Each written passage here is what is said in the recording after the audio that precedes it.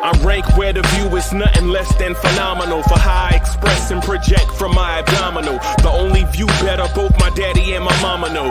No living parents, my sons give me balance. My wife is my serenity, this mic is my identity. The world is foul enough, that's why I write without obscenities. Provoking danger with broken language and spoken anguish. Begging to get hurt, why would you ask to go through changes? Yes, Lord, life's a chessboard, master the angles. Control the tempo, be the one who holds the info. Acknowledged knowledge is just as deadly as machete swings. When spoken, the truth is as potent as that Medellin. While others swear the style is free, I just let it ring. Our time is undervalued, soldiers make us better kings. My fam's on my shoulder, reaching after better things. Today I take the shot, but them I'd rather set the screen. My mama told me follow my dreams. My daddy told me get it by any means. Stand tall, make him bow to a king. But I've evolved, you can see the result. Look in my eyes when you speaking to God. Life and for those who be caught up in using what I was taught with the muse. I guess they call it proving I'm more than an artist. Penciling out my darkest while stenciling out a harvest. And storing what gets me from A to B, just like garages. Instrumental with collages. Envision what I've been drawing. Broadway to give you rhythm like the great Lena Horne. So bent on, found comfort in the storm. Find peace and on when you see them others perform. Organized chaos, outcast it like hey ya.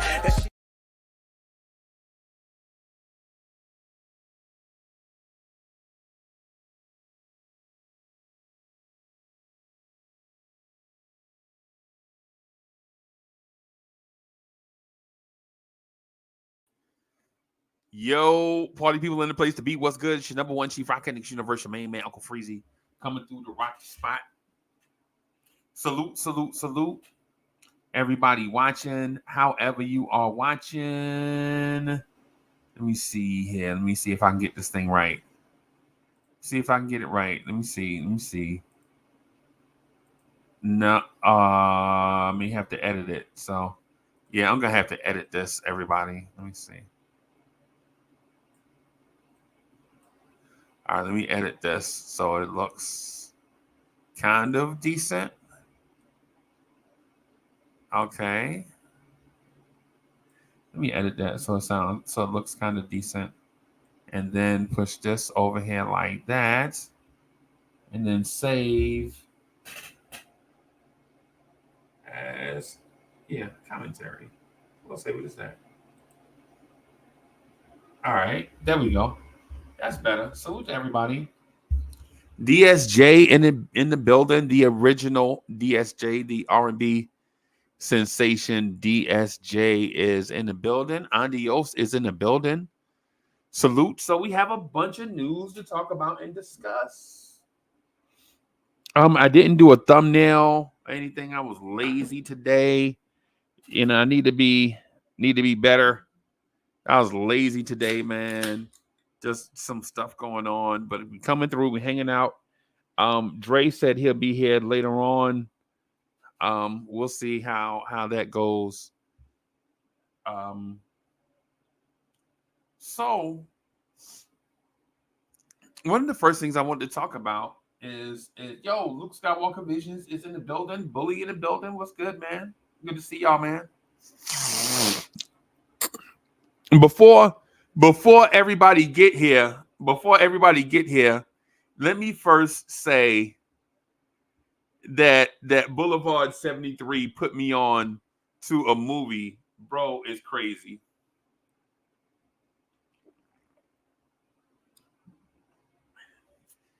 Boulevard 73 put me on to a movie. I forgot about the movie. I probably saw it 1,000,000 times, but I forgot about it, right?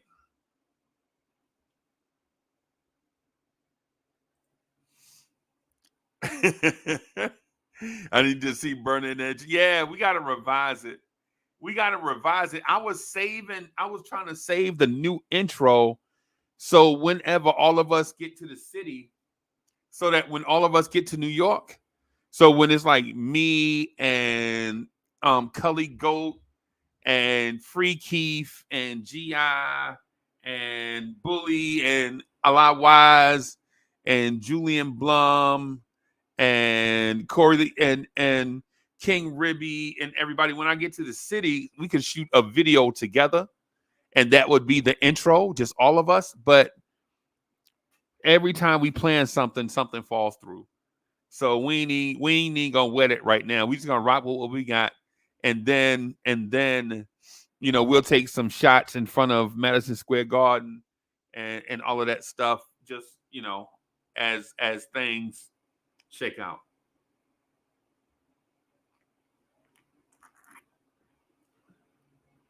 Right. That's what I was wanting to do. But every time we plan something, something happens. Every time we plan something, something happens. Whether it's me or it's others, it's life, man. Life come at you fast. Life come at you fast. So new intro soon come. It's just life gotta stop lifing first, and then we'll get there. But salute to Boulevard 73, put me onto a movie that I had already saw like 50 times, but I probably hadn't even seen it this millennium. Right? Right? So I talked to Boulevard 73 the other night, and I'm just going to talk about this real quick while everybody come in the door. Right? I'm going to get down to the nitty gritty, but I just want to talk about this real quick while everybody coming through the door. Bro, anybody remember the movie Beat Street? Yeah, I remember the trilogy. It was Beat Street, Breakin', and it was Beat Street, Breakin', and the third one I forget. I keep forgetting the third one, bro. DSJ, what's the third movie? What's the third movie? So it's Beat Street, Breakin', and then there was another one.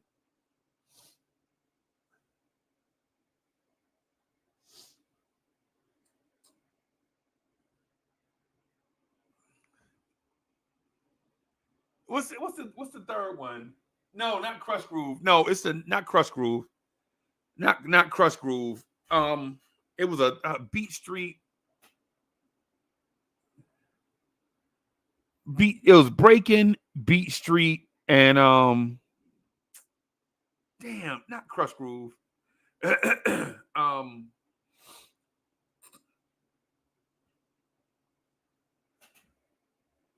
Wild Style. Wild Style. That's it. Wild Style is the one that I keep forgetting. Wild Style, right? Yo, no lie. I know Crush Groove from beginning to end. Right? I know Crush Groove from beginning to end, right? I know Beat Street from beginning to end. Right? I know Breakin' from beginning to end, right? I know Wild Style from beginning to end, right?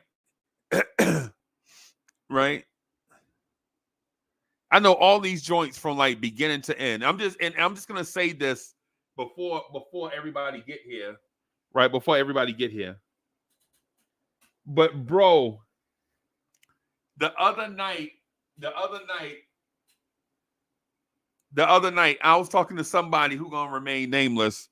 I'm not gonna say the person, but yo, I reminded that person that in Breakin', in the first part of Breakin', when they dancing on the beach, and the ballet dancer is calling the girl to do all of that stuff, the dude behind everybody is Jean-Claude Van Damme. Now, I'm not gonna say the person's name that I told about that, right?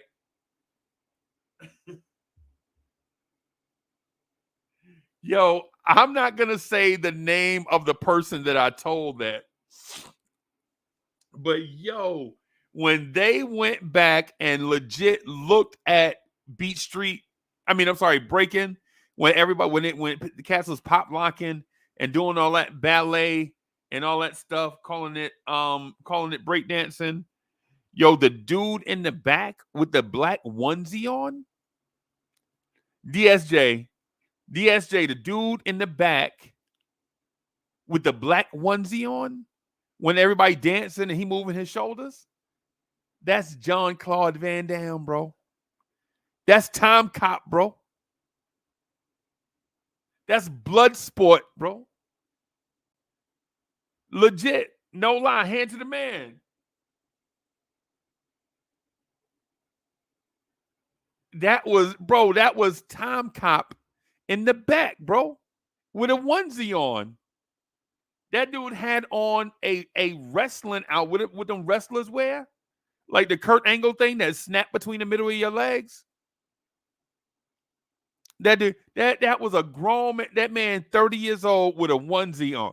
The only thing that meant the only line they could have gave that man in that outfit, bro. The only line they could have gave John Volk, and I'm gonna get to the Knicks stuff, right? But it's hilarious. I'm gonna get to the Knicks stuff, right? I promise you. But when you look back behind Turbo and Ozone, that is Jean-Claude Van Damme, right? And I got the limited Bully. I got the limited Bully. I have the limited edition, the one where Van Damme was talking. And this is what Van Damme said. They stopped the music and let Van Damme walk out there on the thing with that onesie on. And he said, gah, gah, gah, gah, gah, gah, gah, gah, like a big baby. Bro, you 30 years old. You're a 30-year-old muscle man. Bro, salute to everybody in the chat. I just had to yo, it was hilarious, bro. Jean-Claude Van Damme standing behind Turbo and Ozone, dancing with a unitard on, bro. A unitard. Van Damme, bro. This is the dude we thought was going to beat up Seagal. This is the dude, DSJ, this is the dude I thought could beat Rocky, bro. This is the dude I thought could beat Billy Blanks, bro. Yo, Van Damme was the dude I legit hand to the man, bro. I thought, yo, man, look, man. Bro, hand to the man, bro. I thought Van Damme could beat anybody in the late 80s, early 90s, bro. But he was in breaking with a onesie on. He was in breaking with a onesie on, bro. A onesie. You're a grown man smoking cigarettes, bro, and you got on an outfit that snapped between your legs? Van Damme had the joint on with the 3 buttons, the 3 buttons you snap between your legs. Yo, oh my God, bro. Yeah, matter of fact, while I wait, because I'm waiting on Dre. I'm gonna give Dre a couple of more minutes, right? I'm gonna just give Dre a few more minutes because we're gonna talk about Kelly Oubre signing with CAA. We're gonna talk about Mo Cheeks possibly coming to being an assistant, the possibility of Johnny Bryant leaving, and then do a little mock draft to see kind of where things fall or whatever, right? So we have a lot of stuff to talk about, right? A lot of stuff to talk about. But while we wait on Dre, I'm gonna just give Dre a few more minutes, right? Before.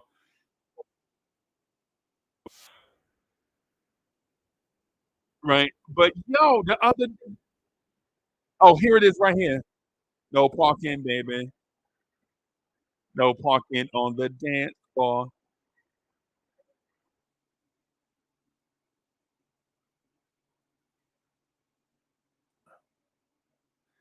I'm gonna put it.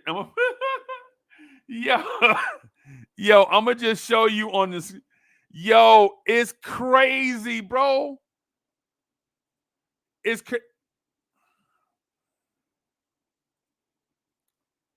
let me see. Can y'all see that? Y'all can see that, right?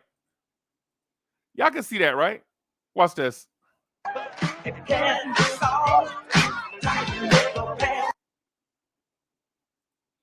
Yo, the dude right there in the black, that's Jean-Claude Van Damme, bro.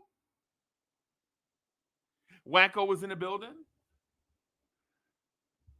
Wacko is in the building. Salute. Yo, that man got on a unitard, bro. That snap. But yo, what is going on? Yo, man, on life, on life. For one, why is Ozone out here with a half shirt on? Right? Right. On life, bro. On life. Why is Ozone out here with a half shirt on? I didn't remember it like that.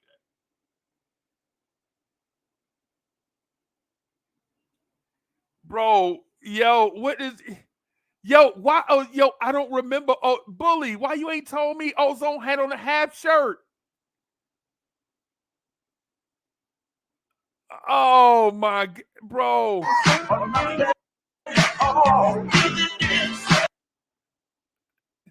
Bro, they was giving low fives behind their back. Bro, what is going on?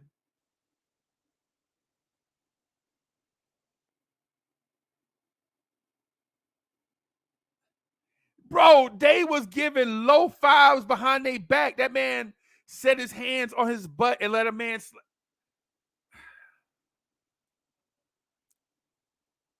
and I can't, bro. I can't, bro. I cannot. I can't, bro.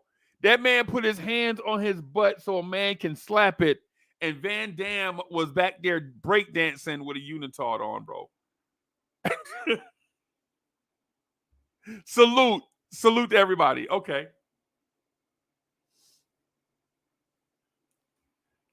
So, hey, man.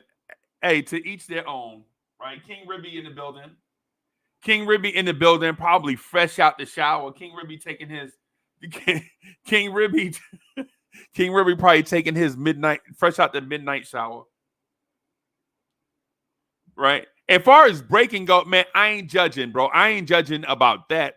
I just can't believe, like, I don't care, right? I don't, in terms of what I'm saying is, I just don't remember it like that, right? As somebody 15, 16 years old, it reminded me, for me, breaking had the vibes of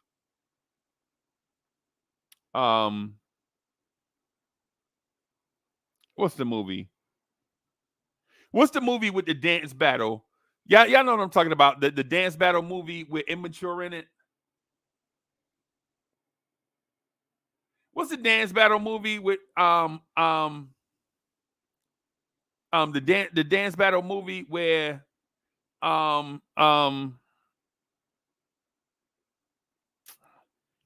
what's the name of the damn movie? I cannot.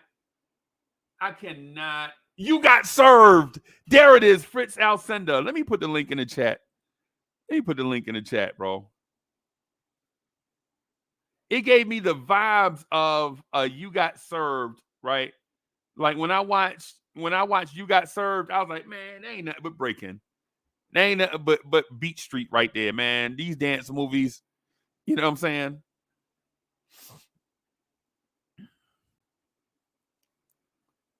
But yeah, I just don't remember it being that way. I just remember breaking seeming like it was so hard. Like, yo, Ozone pump faked the kiss at that dude. Ozone was like, I could have done whatever. I just don't remember. I remember it seeming like it was so tough. Beat Street and Wild Style and all of that stuff. And it also kind of reminded me of that Netflix TV show about hip hop. Anybody remember that Netflix show about hip hop? Not the one where they interviewed rap artists, but the one, it was like a TV show and it had episodes. Chef NYK is in the building.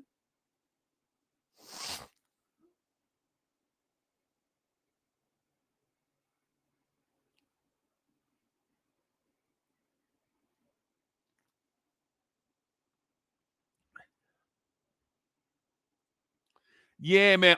Yeah, man. Yeah, man. The get down. That's it. That's it, DSJ. The get down. Yeah, the get down. That's the one. I had loved that joint, man, until it was some weird stuff going on in there. And I was like, oh, see, I was right there. And then I made that left and you kept going straight. Right. Yeah, man. The get down to me, the get down was fire, man. The get down was fire. But then I kept going straight. And when they made that left turn, we just went in separate directions. It got kind of weird to me.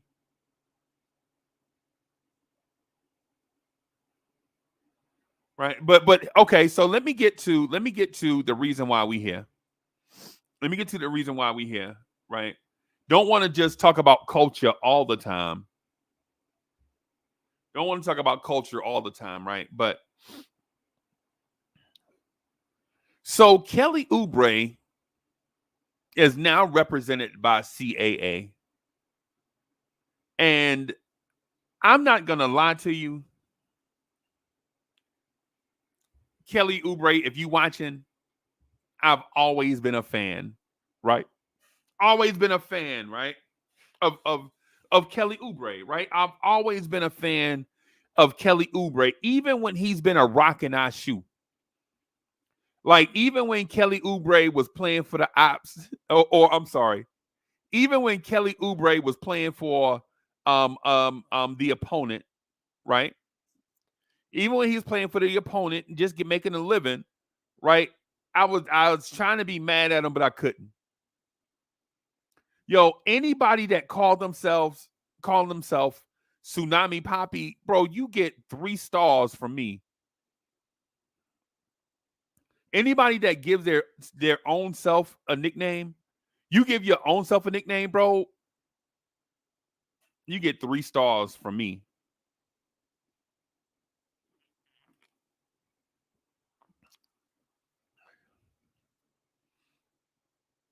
Like, I have 2 names, right?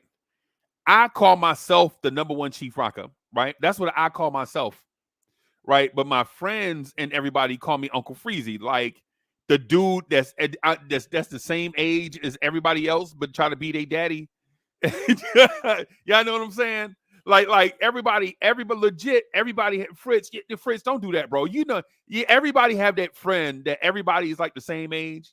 Like everybody like graduated from high school at the same time. But it's like that one that's like in charge of everybody. That was me, right? That was me. Right? That was me. So I guess that's still me in a sense, right? That's still me in a sense. Like, I don't try to tell everybody what to do, but I will give them orders. Hey man, don't do that. So, but that man called himself Tsunami Poppy, right? But that's not the reason why I want to bring him up. The reason why I want to bring him up is because I think the environment is right to bring in Kelly Oubre. Right? We need a wing defender off the bench. Right? And I know people are saying, well, what do you do with Josh Hart? Josh Hart is cool. Josh Hart is cool for what he does. I'm not trying to replace Josh Hart. This is not a Josh Hart referendum, right? This is not a Josh Hart referendum. This is more of a Josh Hart needs help conversation.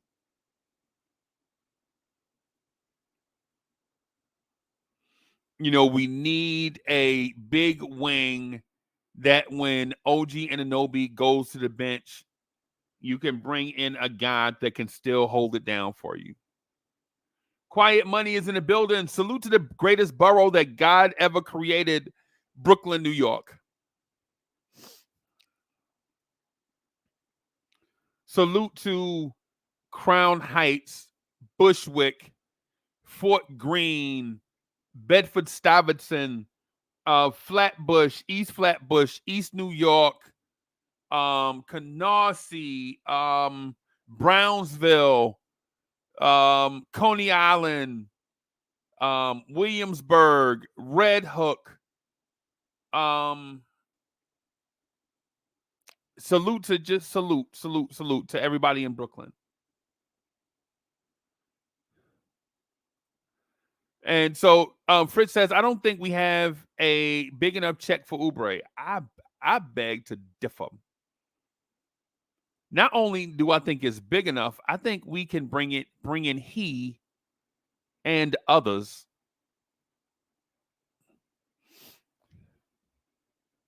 When you remove the cap hold for said players that should be coming back, when you release the cap hold on your OG Anunobis, when you release your cap hold on your Isaiah Hartensteins and all of that, I think the money will be there, right? I know 12.8 per is not enough to sign Kelly Oubre. I think 15. I think 3 years, 50 should be more than enough. Salute Quiet Money says, salute to the number one chief rocker of the Blorence Tears Network. Salute to all the Blorence Tears family. Salute to all the Blorence Tears family. Salute to everybody rocking in the Blorence Tears family. Salute to everybody. It's a whole gang of y'all, right? Salute to all of y'all. Look who it is, everybody. What's good, boss? Yo, it's shaking, yo. How you doing, man? And I'm all right. So, man, I'm good, man. I just came off a live stream. I said, wait, Freezy on? Let me rock with this. Let me rock with Unc for like an hour, man. I didn't know you was on. I just finished recording a live stream, man.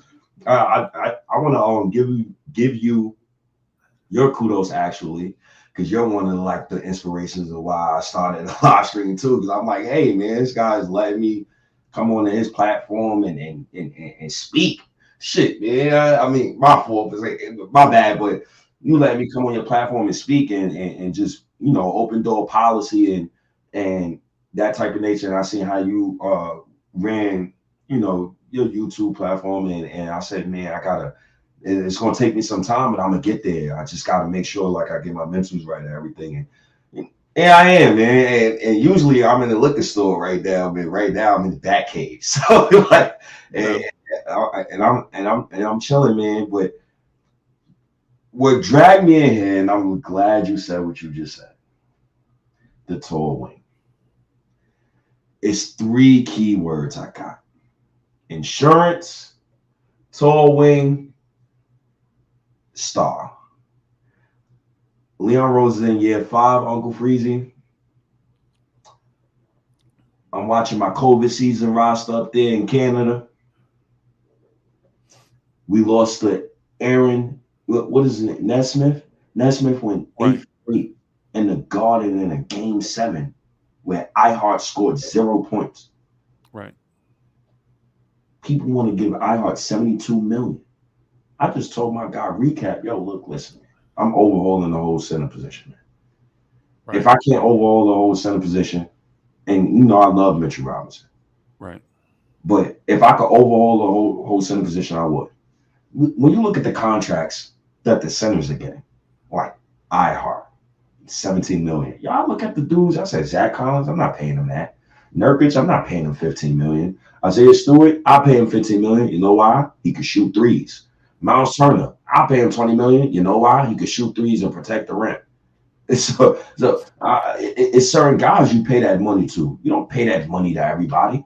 And when it comes to iHeart, I'm looking at the second apron, and I just read on some of the stipulations with the goddamn second apron. And these stipulations, they hamper you to the point where when you're a team over that second apron threshold, and I'll give you some examples. You're not allowed to trade cash. Goes into effect 2024. You can't use the tax MLE. It's $5 million. Can't get a vet randomly, right? Can't trade first round picks 7 years away. excuse me, you not getting a star once you in the second apron. It's over for that. You can't trade first.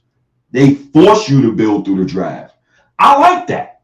I like that. That's just me personally, right? Can't sign a player bought out during the off season, during the season. That's critical. I'm a championship team. I might need a player trade deadline buyout. Oh shit! How he get bought out? Oh, we can't get him because we in the second apron. Right. That means you got to depend on the young boys. You got to draft. You got to draft, but you also got to get a star for me. I'm being greedy. Leon Rose in year 5. Nobody can tell me nothing different. People been telling me about draft pick for 4 or 5 years. We didn't draft in the past 2 years. We got to draft this shit. Can't acquire a combination of players or a player with a higher incoming salary than the players outgoing. For example, 35 million incoming, 33 outgoing is not allowed. How you going about? And then the trade exemptions can only be used 1 time per year. So I asked Knicks fans, I ask you, this is where I stand with the Knicks. You re-sign OG and iHeart, you're in the second apron. And you draft. The 2 late first round picks cost $5 million together, rounding it off. Right. Or I'll do the latter. I'm going to get a guy like Zach LaVine. I'm going to get anybody. I think anybody. I'm not trading Randall. That's out of pocket. That's non-starter for me. Zach LaVine, Cat, Randall, OG. I'm any one of them guys, bro. You could talk me into any one of them guys, bro. Because there's no way in hell you are witnessing a 52-year title drought. And Brunson come off this historic season with Randall in his shoulder and giving his shoulder to the franchise. You got to do some justice, brother. Right. So I would rather go in the second apron and add a guy like Zach LaVine, re-sign OG Anunoby, and I'm shooting for the stars. I'm drafting 2 young boys. I'm drafting 1. I'm asking Chicago for their first round pick back because you don't want to pay the second apron, obviously. I'm going for it, man. I'm going for it. Time is now. Leon Rose in year 5. We was talking about RJ Barrett 2 years ago. It's going on 3. It's going on 3. I've been talking about RJ Barrett with you. I was 29. I'm 34. Bro, it's been a long time. When is Leon Rose going? How long? I gotta wait. Last but not least, my fault, because I haven't seen them. A 90s Knicks fan, and I mean this no disrespect. A 90s Knicks fan had the nerve today to send me on Twitter a picture of the 90s Knicks in their playoffs. And when you look at every single one of those playoffs, what is next to it? L. Right. I don't want to be like that. Right. I want a championship. Right. I want a championship. I'm at that point. So how close does that get you to a championship? It depends on the move. Because you got to do it's like a who's your preference though? It's a great question.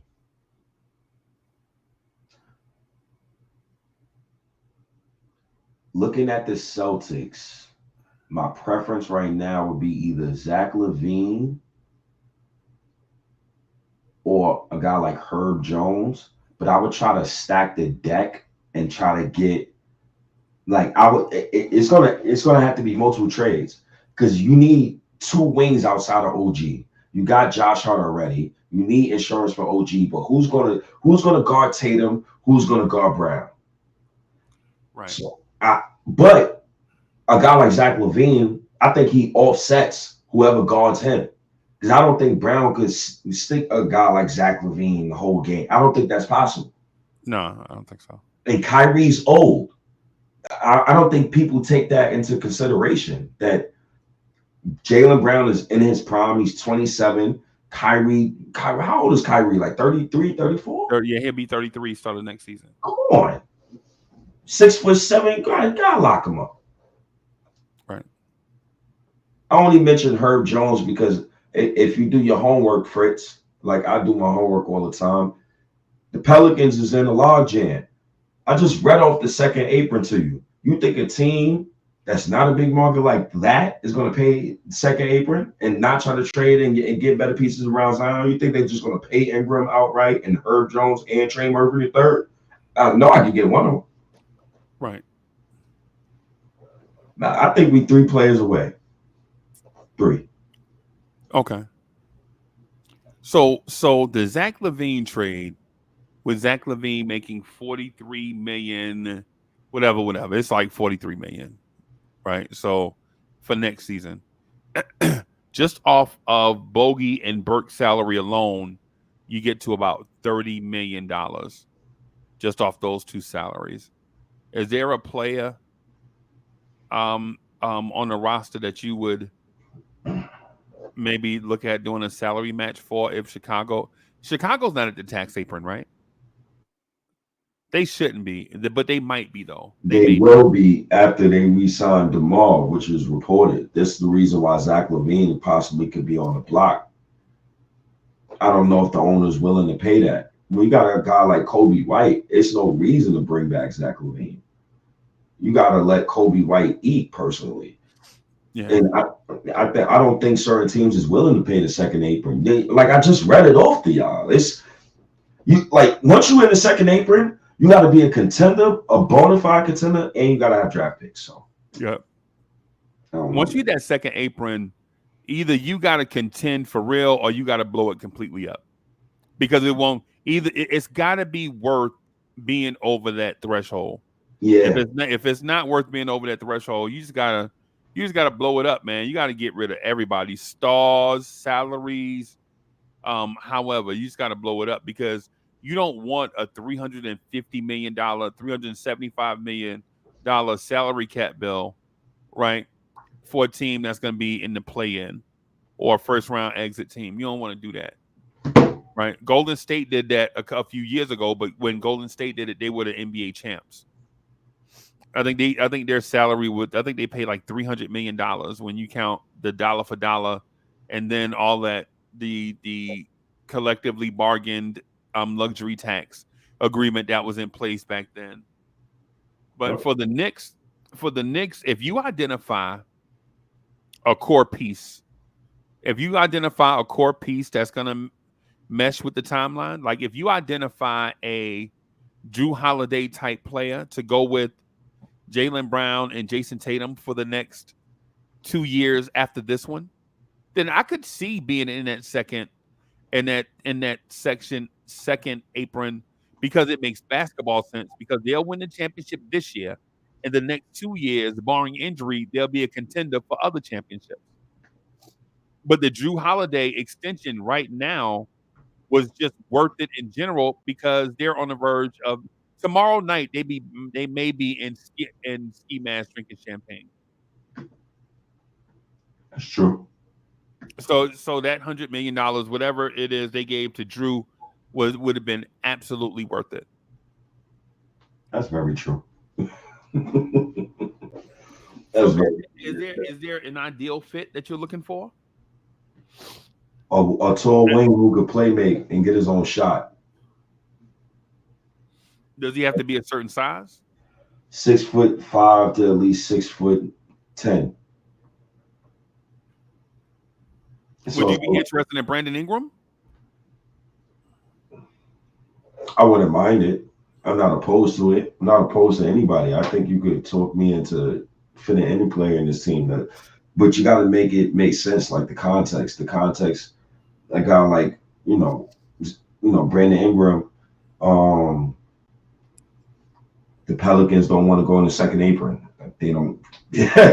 That's the best I got for you, because Brandon Ingram, he's due for a contract extension, and what's reported. Right. It's kind of tough. I think this summer you're gonna see a lot of like lopsided trades where it gets to the point where you're like, oh God, like I didn't know that player was that value was that low. Right. So I think that's gonna happen this summer for sure. But it really depends, though. It really depends. Otherwise, I prefer Murphy the third. Murphy the third don't make no money though. That's the thing. He don't make no money. Ingram is the guy he's about to make the big bucks. Yeah, they're gonna throw him. They're gonna throw the bag at him, right? So yeah, and when you're talking about trading for valuable pieces, yeah, he's gonna get the bag too. Trey Murphy the third is gonna get the bag. Yep. And full disclosure, I don't really have a candidate in mind. Mm-hmm. I just like to hear y'all break it down and put y'all spin on it. Because in my opinion, whoever you get that helps the team win a championship, I'm along the ride for the championship. So however we get there, I don't care. I just want to get there. I don't have a preference. Now, what I do have a preference for is the draft picks. Because I understand the go all in philosophy. I understand the go all in philosophy and I respect it. Right? But I do think you have to restock the cupboard. Right? You can eat out every day of the month, but at some point you got to go grocery shopping. Is my logic. And what I would do in that case is draft super high upside guys with the draft picks that we have available to us. I mean, super high upside guys. Like, where's my guy at? Where's my guy? Chomsky, yeah. Ryan Dunn, not super high upside, I don't think. But Disagree with that. But yeah, I like him. I like him, bro. I like him. I scouted him. How you say a dude who's top 3 in the ACC in blocks? I you don't like that? No, I never said I didn't like it. I love Ryan Dunn, bro. I talk about, bro. I have him on the screen right here, bro. I never said. As a matter of fact, that those that have been rocking with us, they know that I've been saying Ryan Dunn's name since before the season ended. I think he is a Kawhi Leonard, OG Anunoby potential defender in the league from day one. I think a wing grouping of Ryan Dunn, OG Anunoby, and Kelly Oubre, in my opinion, is probably one of the best defensive wing groupings in the league, right? Because I think OG Anunoby is phenomenal. I think Kelly Oubre is getting there. I think Kelly Oubre is becoming that veteran player that values winning more so than numbers now. And it happens to guys, right? But I also feel like Ryan Dunn from day one can step on the floor and be a lockdown defender from day one. I just don't think his offense is there yet. That's his offensive numbers is terrible. I'm not even gonna lie. He's shooting 20% from 3 this year. Yeah. He's also shot horrifically from the free throw line.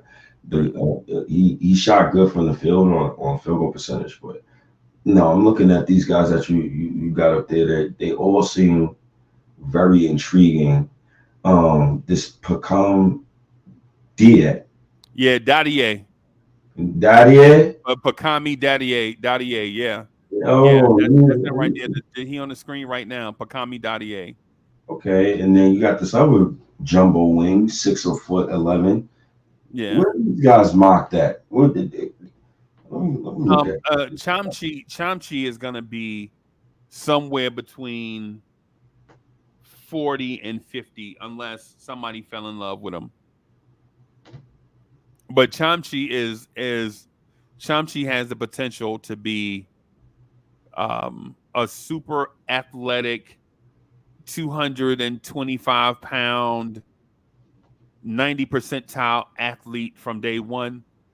We don't know if he's a center or a power forward. We don't know if he's a small forward yet. He's from the NBA Africa Academy. Yeah, he's from the NBA Africa Academy where he has limited basketball experience, but the athletic testing on him is through the roof. Now that's an interesting pick because those are the type of picks. Those are the type of picks you take him and you develop that. Like you stash him in a G League. See, that's how he got Deuce McBride going, right? So that's the type of pick. I'd definitely take him in the second round. I was talking about Khalil Ware earlier. You know, a guy who shot terrific from three, who also blocked, I believe, 1.9 blocks per.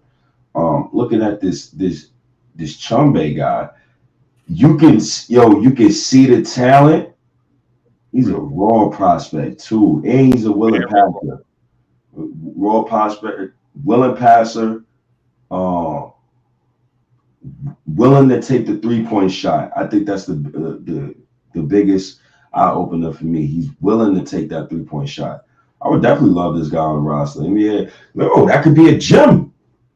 Right, and he won't be 19 until December. Oh, yeah, I would take him. So so he won't be 19 until December.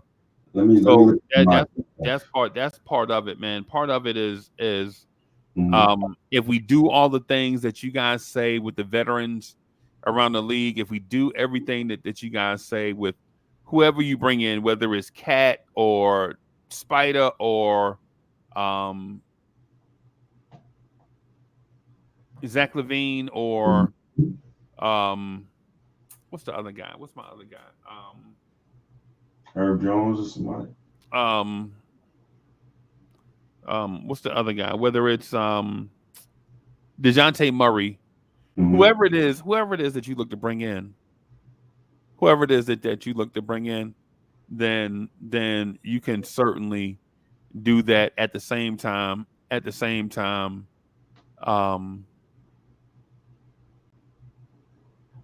You know, stack the end of the bench with these guys and let these guys develop in the G League or however you develop them. Yo, this is a tough draft. I think this draft, somebody going to fall. Somebody who's supposed to go in the top 10 or top 12 is going to fall to the 20s. That's why I like this Nikola Topic guy, man. Right. I don't want a guy like that just falls in the draft. I'm trying to see where do they have your guy at in this NBA draft. You know what I see in this draft too? A lot of tall wings. Yep. I don't think the seniors would be good. So I see Pacom, Daddier. Let me go look at. I gotta go look at some of his highlights. He's from France, bro. This France. Well, France. Well, we got Victor Wembanyama, so it's hope there. Very intriguing as well. 6'8" from France. These guys play the right way. Like they play the right way. Willing ball mover. Like that's what the Knicks need. Like they need to add guys who's willing to move the ball. Like I think that's one of the main things that the Knicks need. The Knicks been bottom 5 in assists like the past 5 years, bro. I'm so tired of that, bro. But I like that pickup. I got Keyshawn George. You know, Isaiah Collier. If you put Deuce McBride in the deal, you probably look at Chris Paul. You know, Tyler Smith. I think it's a lot of low-key hidden talent. And this draft is going to be a funny draft. I'm not taking Sarwan. That's just me. I'm not taking one. Okay. I take the European kid one. Because or Zachary Rozier, I'll take him one. Because you can't take the big over the guard or the wing, man. That's it, man. Can't, man. So so that's Zachary Rissache, another dude from France, another dude with high defensive upside, handles.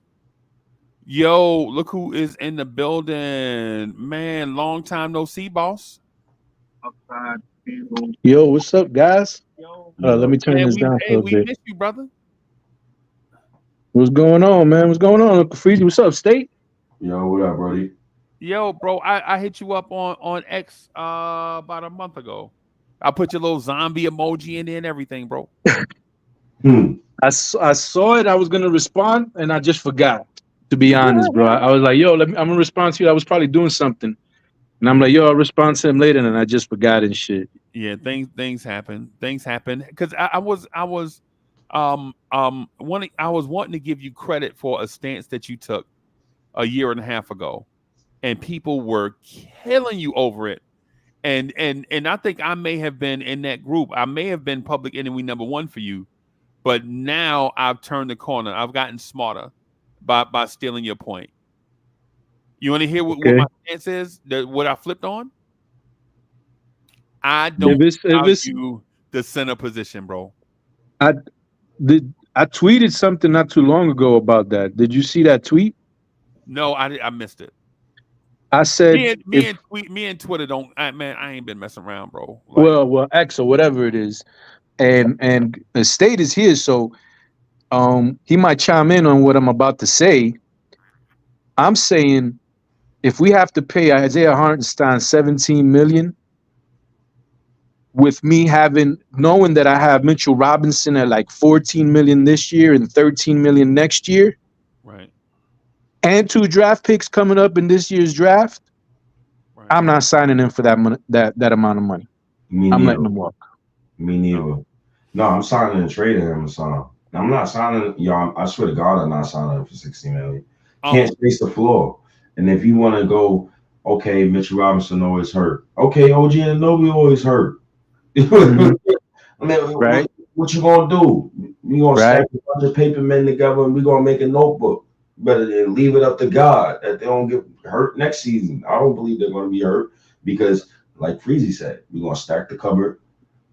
You're going to draft. You're going to bring some kids in. You're also going to add another guy. You got to add a guy. Ain't no way the Celtics get Porzingis and a first-round pick. Something got to give with the Knicks. Right. Something. That's like, well, I don't know how much of highway robbery it is because, he helped them get into the playoffs in the position that they're in. But like always, he's not able to play. I mean, he's played what, 2 games in the whole postseason? Yeah. You know what I'm saying? So they're basically about to win on the brink of winning a championship without him. Like they he makes them go over the top. Right. But the reason that they're going to be champions is not solely because of Porzingis. Right. So, but going back to the not paying the centers. Let me just add something real quick. Just real quick. So that man played 57 games this year. Right? That man missed 25 games. Right? He missed 25 games. The Celtics were 9-1 in the playoffs without him.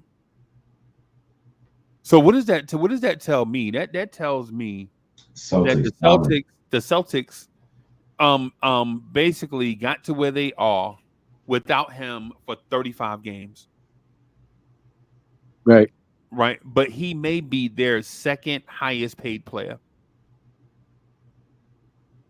With your second highest paid player on the bench, right? And so you can't go by like Jason Tatum, because you have to go. What I'm going by is Jason Tatum's salary. Jason Tatum right now is on his rookie max extension, looking to get his veteran extension this summer, right? But Eddie, see, this is what I wanted to say to you. If the center position is only going to get us 12 points, 14 rebounds, and maybe 2 blocks, why are we trying to pay that position $20 million? Yeah, that's ridiculous, bro. That's average 8 points, 8 rebounds, bro. No, that's ridiculous, bro. That's not the way you beat the Celtics, bro. And in game seven on our floor in our building, that man scored 0 points. Yeah, it's no way, bro. It's no way, bro. You know what it remind me of? You know who else did some nonsense like that? And we signed them? Evan Fournier. Go look at Evan Fournier's last game as a Boston Celtics. Go look. I swear. Matter of fact, I'm gonna stop my cam just for you. I want you to go look. I'm waiting. You're right. And while we're waiting for that, what really did it for me was the Philadelphia series, where Joel Embiid like just washed him. Yeah. I like, don't get it wrong. I love Isaiah Hartenstein. Like, I wish he would be a Knick, but not as that at that amount of money. I wish he was a wing player so we can re-sign him. Not at that amount of money, and not already having 15 million on the books for the center position at this point in time. 17, right? Yeah, you're right. 15, yeah. But that just the way Joel Embiid did what he did to him, and then watching the difference between Mitchell Robinson against Joel Embiid, that's just something that I can't like. I love him as a player and for the chemistry of the Knicks. Person, bro. I like him as a person, bro. Yeah, no, the chemistry is beautiful. It's just there's different details within the what he is and the money and what we have that just the way you build a team. I don't think that's the way you build it. That's the roster construction. I don't think that's the way you go if you want to spend 17 million on that. Nah, you just can't, bro. Yeah. That's ridiculous. You would have to have a plan in place, and I'm not saying that the Knicks do not have this, because they're like I've said from the beginning, they're smart, so they go about their business. Sometimes it's not when people want it, but when they get it done, at the end of the day, we see what happens, like how they build it. If they have already something in place where Mitchell Robinson is part of a package, and Bogdanovich is part of a package to get a wing player, then you sign Isaiah Hartenstein. Beautiful. I'm with that. You know what I'm saying? You give him 15, 16, 17. Okay, if you have to give him 2 million more than Isaiah, than Mitchell Robinson, you do that, but you're only paying 17 million for that position. Then you have Jericho, then you have a rookie that's getting paid like 1 point something or whatever the case is if you draft one. Or maybe you even get one in the second round and you don't even have to guarantee a contract to him. Right. But if that's the way it goes, then that's the way it goes. But if we don't have a plan in place to do that, and we have to have $30 million on our center position, that's a no-go for me. For 12 points, 14 rebounds, and 2 blocks. You can only justify and you can't shoot free throws, and you don't shoot threes. You can only justify that if you trade for Karl-Anthony Towns and keep Randall. Can't justify. Right. Yeah. That's when you pay something like that. When you shoot for the stuff. It doesn't matter. The Knicks re-signed iHeart and OG that in the second apron. The Knicks don't re-sign iHeart. They still extend OG. They're probably in the first apron. I'd rather go in the second apron, knowing that I got a guy like Zach LaVine or one of these dudes under contract the next 2-3 years, and knowing that 2025, if doomsday, listen, 2025, if doomsday happened,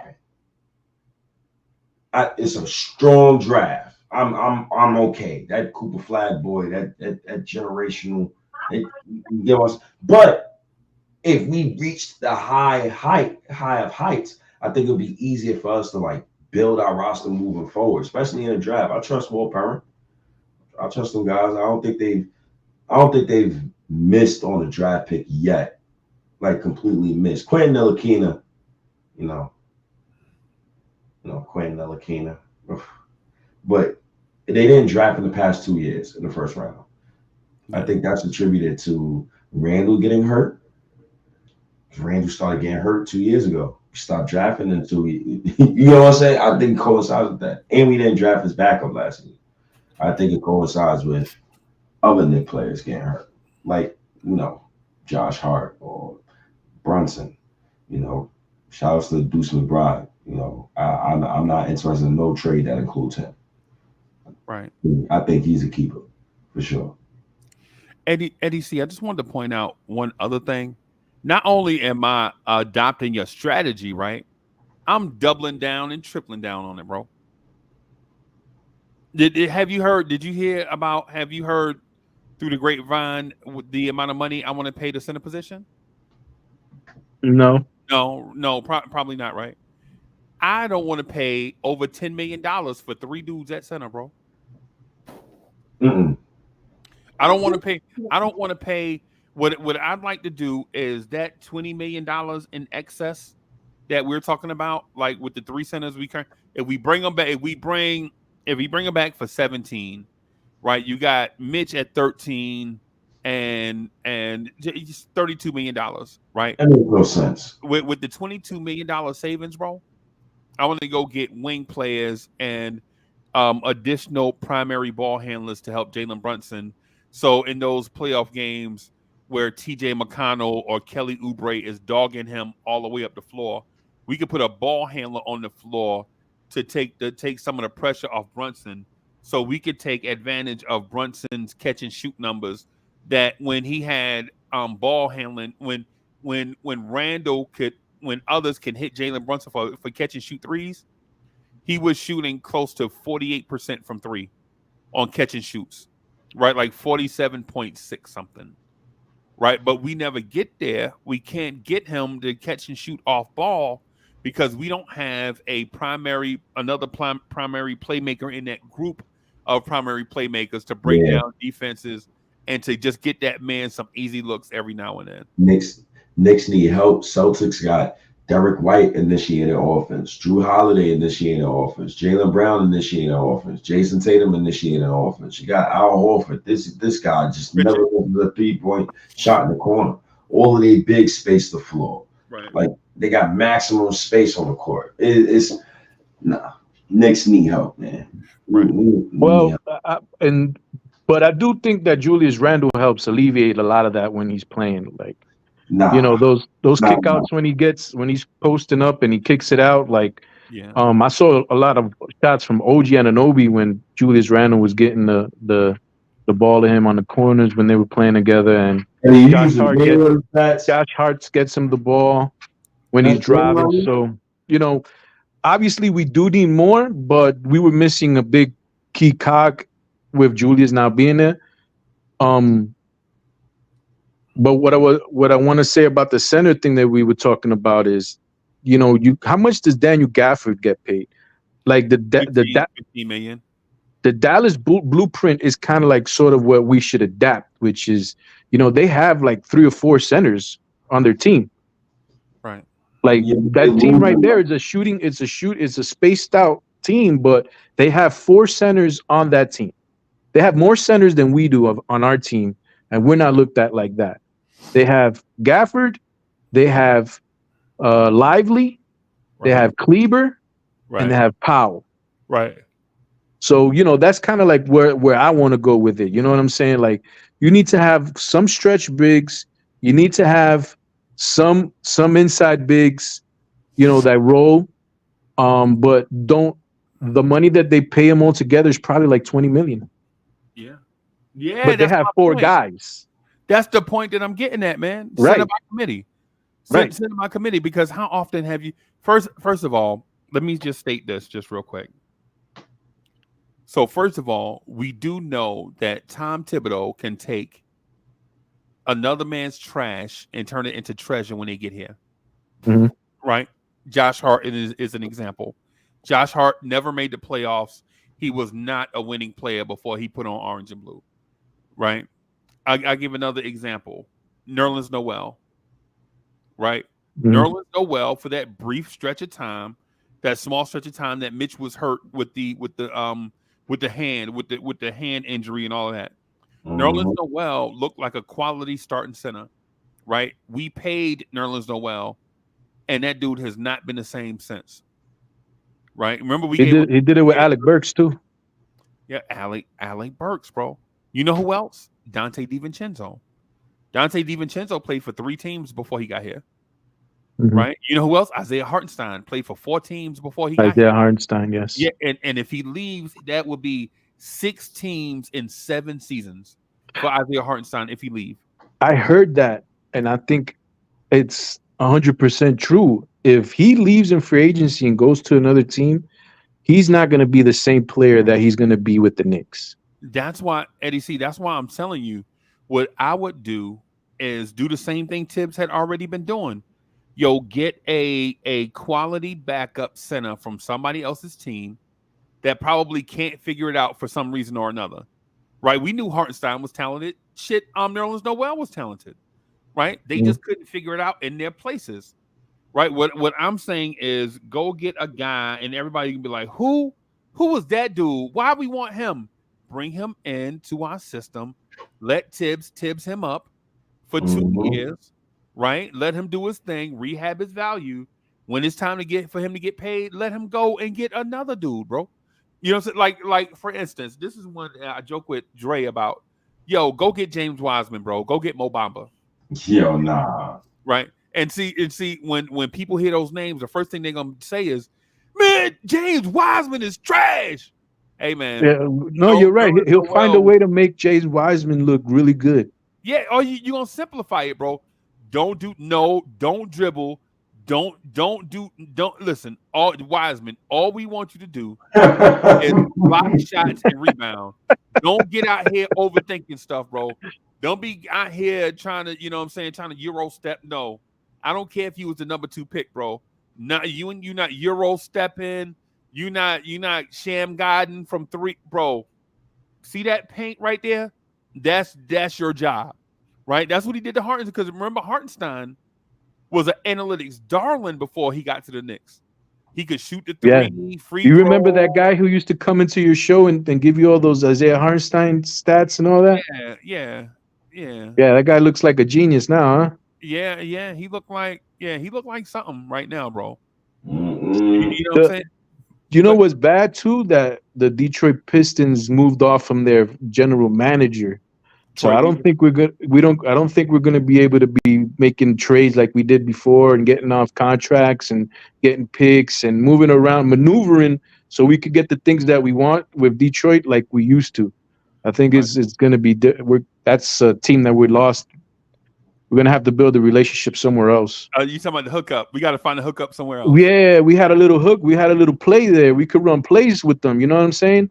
Yeah. And now I don't think that's going to be the case. Yeah, Pops on Fulton Street, where I used to go buy my Newport hats from. Yeah.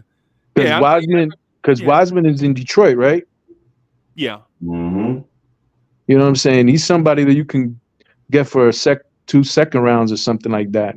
I think and see how it works. I think he restricted.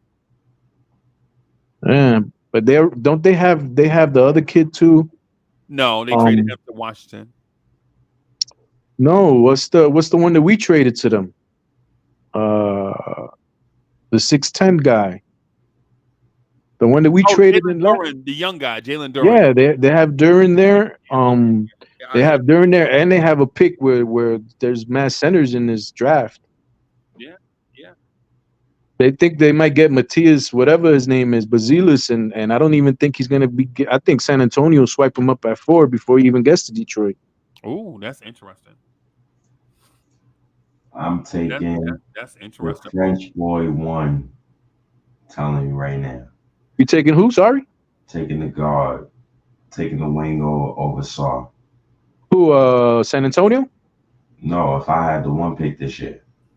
Oh, I think Saar is gonna slip.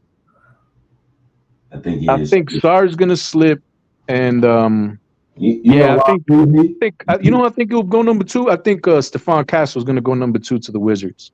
To the Wizards, bro? Yeah. Because with Saar, you don't want to be the next Sacramento. DeAndre Ayton goes 1, and he's a bad 1 pick, bro. He probably like, if you put in a pool of all the 1 picks from the past 10 years, he's probably the worst one to me.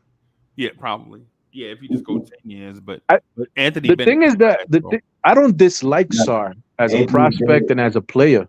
Yeah, I don't dislike him at all. I just think that is so much more important to get wings and point guards that, like, the French kid is probably going to go number 1 to Atlanta.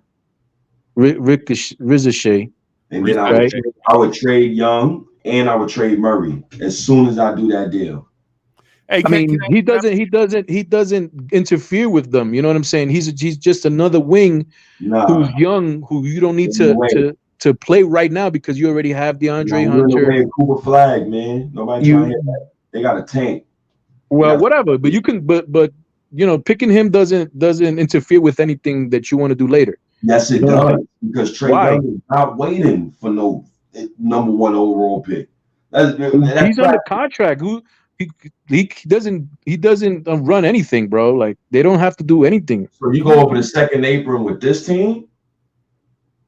Are they over the second apron? I don't know. Like, no, their owner is like the 7th richest owner in the NBA. That dude is the Hawks owner is worth more than James Dolan, right?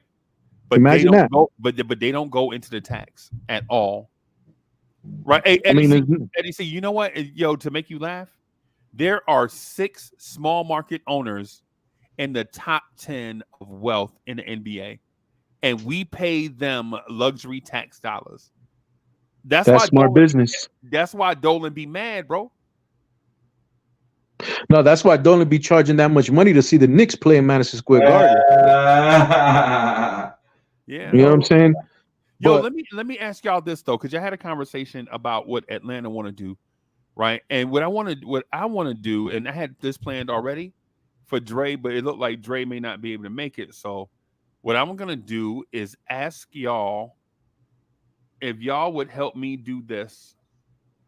This is a mock draft where I can get y'all opinion on the top 30 pick. And so I don't want to take all night with it, man. Just want to zoom through it real quick, get y'all thoughts. Y'all okay with that? Yeah, let's do that. Let's do that, because I was gonna jump on for a little bit because I wanted to say hello to you guys, man. It's been a long time, and I saw you, and I had a little bit of time before.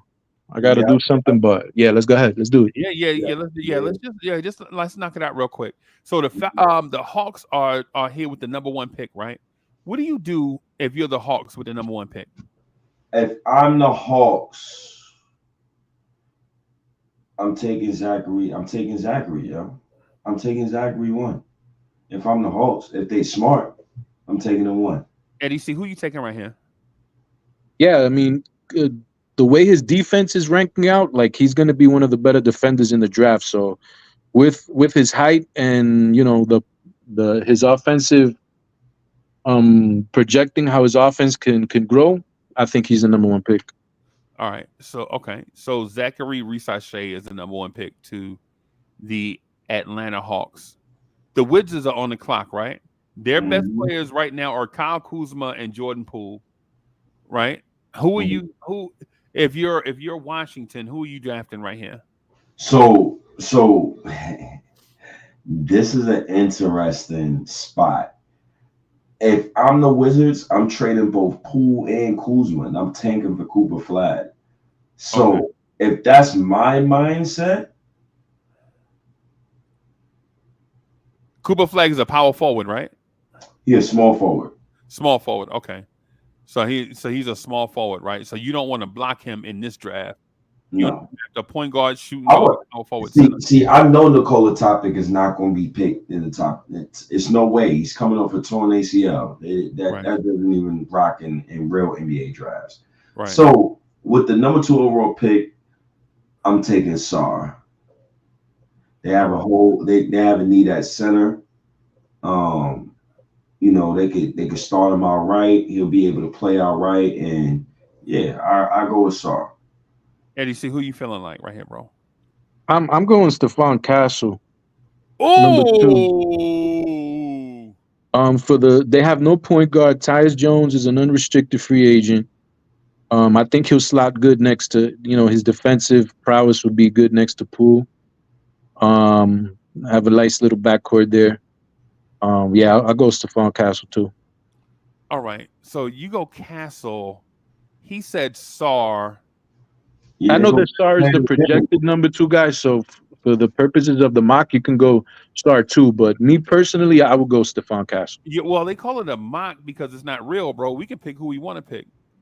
Okay, so then you'd be the tiebreaker. So y'all put me on the spot then. Damn it. I would go to. I'm only going Saw because I know they'll go best player available.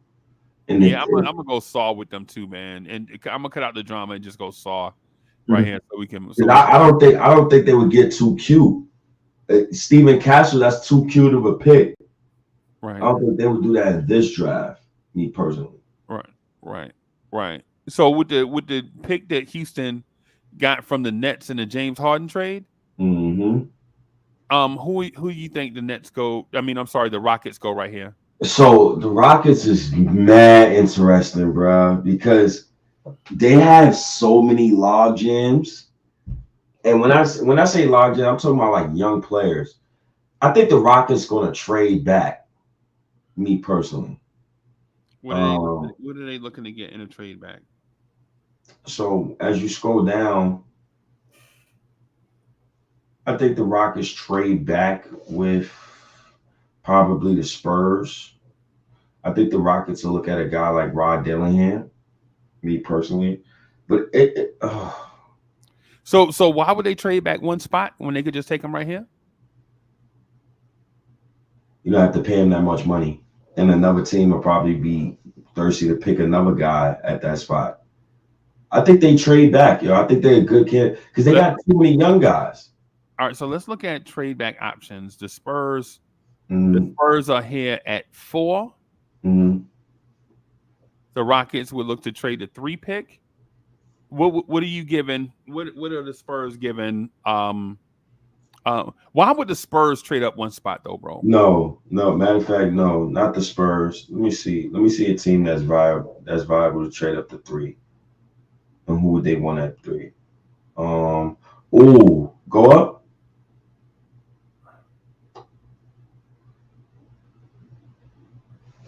I think the Hornets would.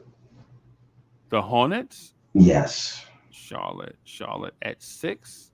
Mm-hmm. Charlotte goes to 3. And Charlotte would get the. Okay, wait a minute. Okay, let me try this one more time. So trade the pick with Charlotte. All right. So Charlotte would give them what for the number 3 pick? The 6th pick, 42nd pick, and I know like cash considerations. Okay, let's do that just for the sake of. All right, so boom. All right, we're just gonna make it work. So Charlotte just traded up. Mm-hmm. So Charlotte's in this spot. What does Charlotte draft? So I'm gonna go Donovan Clegan. Ooh. Mm-hmm.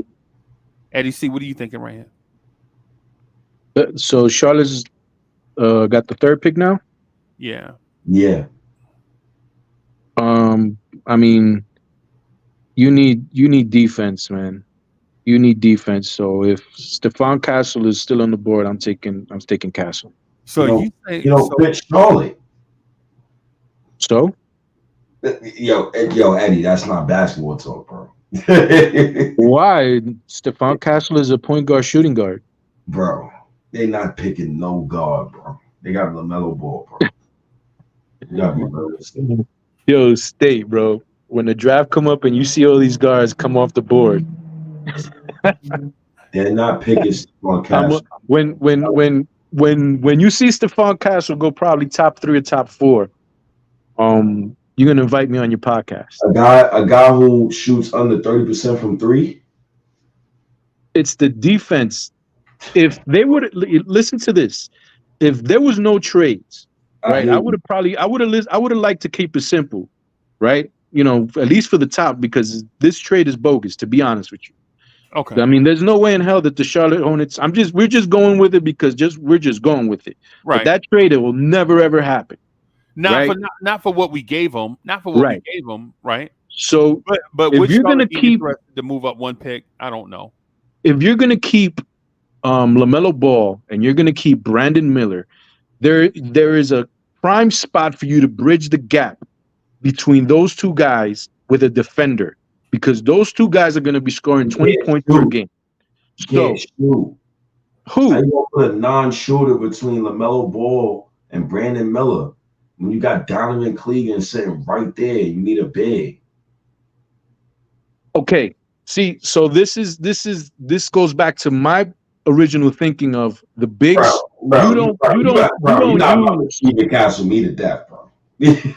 We trying to run through this quick. So okay, listen to me. So who's the better player, Stephon Castle or Donovan Clingan? Donovan Clegan. What are you talking about here? Okay. All right, bro. All right. So you're talking about Rudy Gobert and the other kid. Bro. You don't win championships with centers. And you're going to use a high draft pick. I know there's a need for him. But you can get a center later on in the draft. You don't use top 3 picks. You don't use top 3 picks on these types of players. Something real quick to the Charlotte thing, just real quick. Charlotte don't need a center, bro. They got Mark Williams, who's getting them 13 and 10, right? And he's only making $2 million or whatever, $3 million or whatever he making. But I do understand State's argument too about the connectivity. But do you? I mean, Eddie C's point about the connectivity.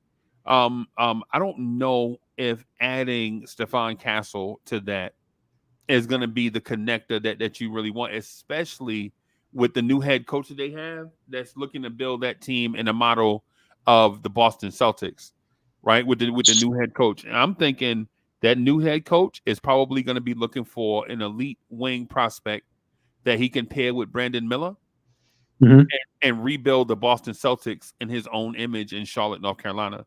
That's my thought, right? Now, I'm not saying y'all thoughts are wrong. I just want to add my own opinion to the conversation. Right? I don't think clinging is a need in Charlotte, especially when they have a shot blocking machine that gets you 13 and 10. It's actually 12.7, 9.7. I'm getting him to play the 4. Clingan? Yes. Oh my God, State, bro, what's going on, man? He's a 7. He's like 7'3". Play the 4 to 5. Hey, Eddie C, can I tell you who I would take for Charlotte? Go ahead. I wouldn't have done the trade, right? But you know, I understand why a trade was necessary, because the best player available at that point to me is probably Donovan Clingan at 3. I think he's the best available player at 3, right? Okay. But in my opinion, I would have looked at Ron Holland or Cody Williams at 6. But you trying to hit a home run. Ron Holland, you only draft him if Miles Bridges is going. If you're gonna let Bridges walk, then I say okay. They're gonna let him walk. I think they're gonna let him walk because I think they are too. Because Charlotte didn't just fire a coach, right? The Hornets completely cleaned house of everything. The owner is gone. The front office is gone.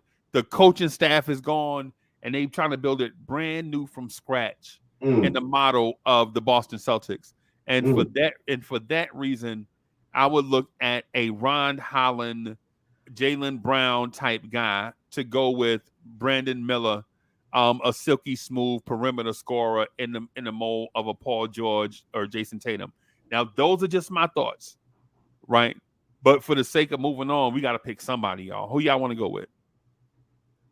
You can go with States. That's fine with me if you want to keep it. With Clingan? Yeah, go ahead. Okay. All right. So Charlotte trades up in the draft to get Donovan Clingan. All right. So San Antonio is on the clock at 4. Who are y'all thinking here for San Antonio? Stephen Castle. I don't think he drops. Now it depends. Do you like Rob Dillingham more than Stephen Castle? Hell no. No. Do you like Reed Shepherd more than Stephen Castle? No. I think Reed Shepherd has much more of a star potential type prototype than Stephon Castle. Stephon Castle, you see, the fit for Stephen Castle is very important. right? But Reed Shepard, you know, I would have taken number 3, Reed Shepard, to go to Houston if the trade hadn't gone down, because I think he's good with Asar Thompson, right? A big defensive point guard. You can slot him at the 2 guard, and he defends a little bit, and you know he's the best shooter in the draft. But you know, if he's dropping all the way down to 4, where the Spurs are at, you got to take Shepard and pair him up with Wembanyama. Like any defensive deficiencies that Reed Shepard has, Wembanyama is gonna you know discount that, and then you're gonna have high octane shooter next to Wembanyama. You go Reed Shepard. So here's my Eddie. See, here's the reason why I don't go Reed Shepard, because I agree with everything that you said, except for what's on the current roster. Right? They have a guy that might be all-star caliber, and Devin Vassell, the 6'5" shooting guard. Right? If he can stay healthy, bro, this dude is legit. And then when you look at the rest of their roster, right? Look at the rest of they have what's the shooting guard name? They have Malachi Branham, they have Blake Wesley, and one other dude. I can't not remember his name for the life of me right now. They have Malachi Branham, Blake Wesley, and excuse me, and one other guy. I think it might be it may be Vassell that I'm thinking about. But so they have 3 guys that already occupy that space. And then so that what that means is you'd be asking Reed Shepard to come in and play point guard. And I don't know if all of Reed Shepard's skills are going to translate to the point guard position. I don't think he'll be free to do all the things that he did in college.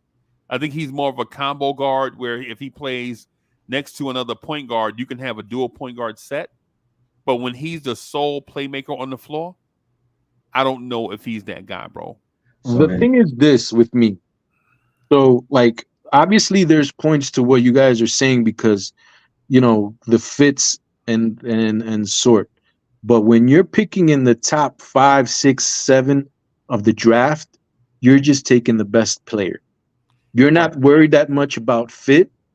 You're worried about, am I going to be the one that takes Sam Bowie, aka Donovan Clingan, instead of taking Michael Jordan? So when you're doing these drafts, you have to be very careful of, I'm going to not take Reed Shepard in this case because he's not a point guard, because I have Malachi Branham on my team and Blake Wesley and Devin Vassell. None of them are Reed Shepard. None of them are Reed Shepard. They're all late. They're all late, you know, maybe early lottery picks later on in the draft, but they're not Reed Shepard, who you can start from day one. He doesn't have to be your point guard. They did something else this year. You have 2 picks in this draft. Right. So you can get Reed Shepard here and then possibly get Rob Dillingham and have the same Connecticut backcourt that you had. Right? So right. But that's the point that I was going to get at, Eddie. Say at 4, I'm not taking Reed Shepard because at 8, I'd like to take my chances between Reed Shepard and Rob Dillingham. That's the point that I was trying to get to. I was trying to explain to you. Okay. I mean, if you want to do that, that's fine. That's okay. Perfect. You want to do that? That's perfect. Right. That way, if he falls down the board, if it's meant to case of Rossara, bro, is what I'm saying. I'm just not high on Dillingham at all. Like, I don't think he's a top 7, 8 player. You know, he's really, really bad on defense. He is really, really bad on defense. He is. I don't even think he's better than Emmanuel Quickley. Nah, he ain't better than Quickley, bro. So, if you're taking somebody who's a poor man's Emmanuel Quickley, top 7 in the league, top 4 right now, or 7, right? That's where San Antonio would be at if they tap their second pick. Yeah, I think they'll go Rob Dillingham, me personally. Right here? Yeah, right here? I've seen on the boards, yeah. I think they'll go Rob Dillingham. Just to make sure, I look at an NBA mock draft, but I'll go with Rob Dillingham. So you go Dillingham, and I thought you said you was taking Stephon Castle. No, I said that. No, I thought State said he was taking Stephon Castle. No, let me make sure. See, San Antonio is projected to take Stephon Castle. So I mean, Yeah, They still might. In his mind. bro. If I was drafting, he wouldn't even get to 4. so Yeah. let give him Stephon Castle. Yeah, let him take Stephon. I mean, that's the Okay. that's We'll like the projection. The projection would be there, but I mean, yeah, Reed Shepard and Stephon Castle would be gone by the time San Antonio picks for me. And so ironically, Detroit and Reed Shepard, in my opinion, is the perfect fit. Yes. Right. Yes. In my opinion, right? Because you have Asar Thompson, an athletic wing, and you have Cade Cunningham, a huge point guard, right? But you don't have consistent floor spacing from the two positions.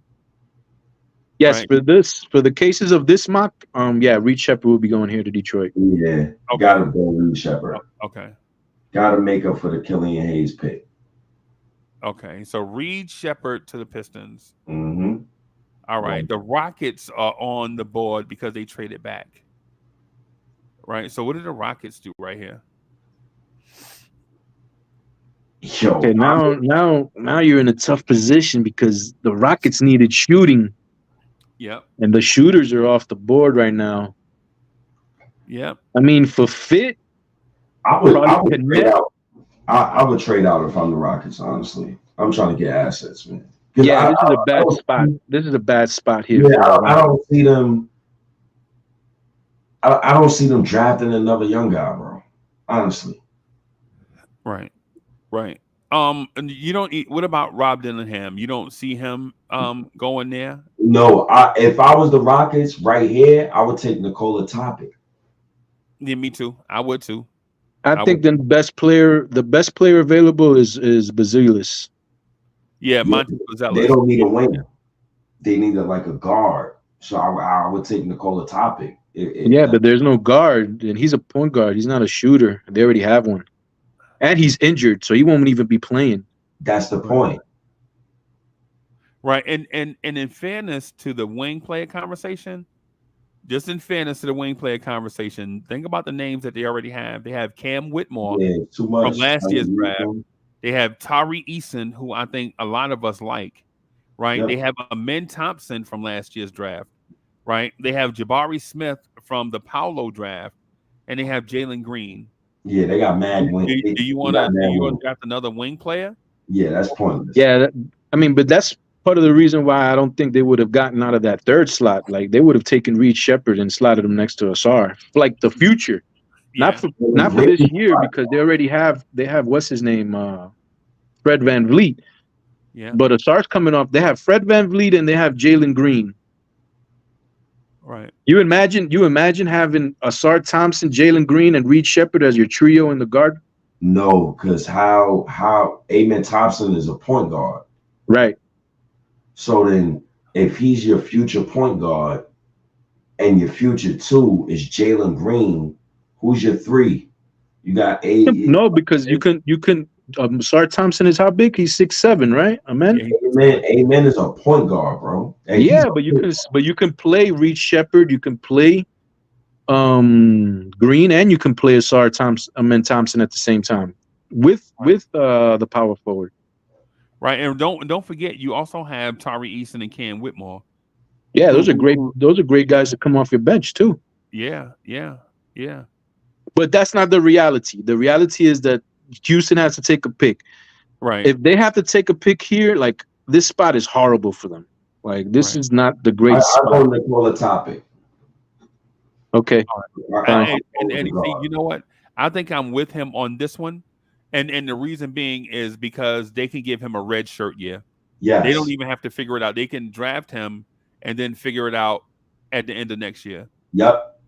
Do you agree with that? Just remember what you guys are talking about fit. You just said that a man is the point guard and you're going to take another point guard.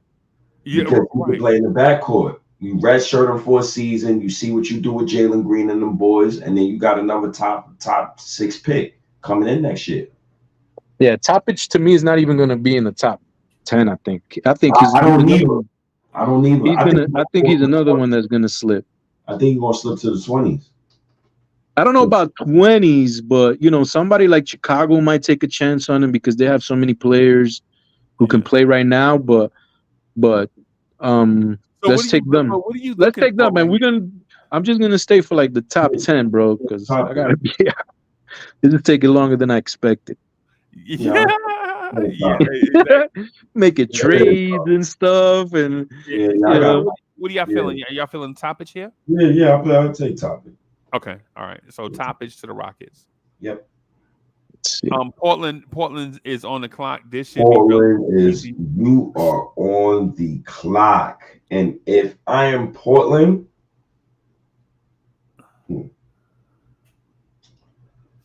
so Portland, Donovan Clegan would be interesting, but you got stupid DeAndre Ayton.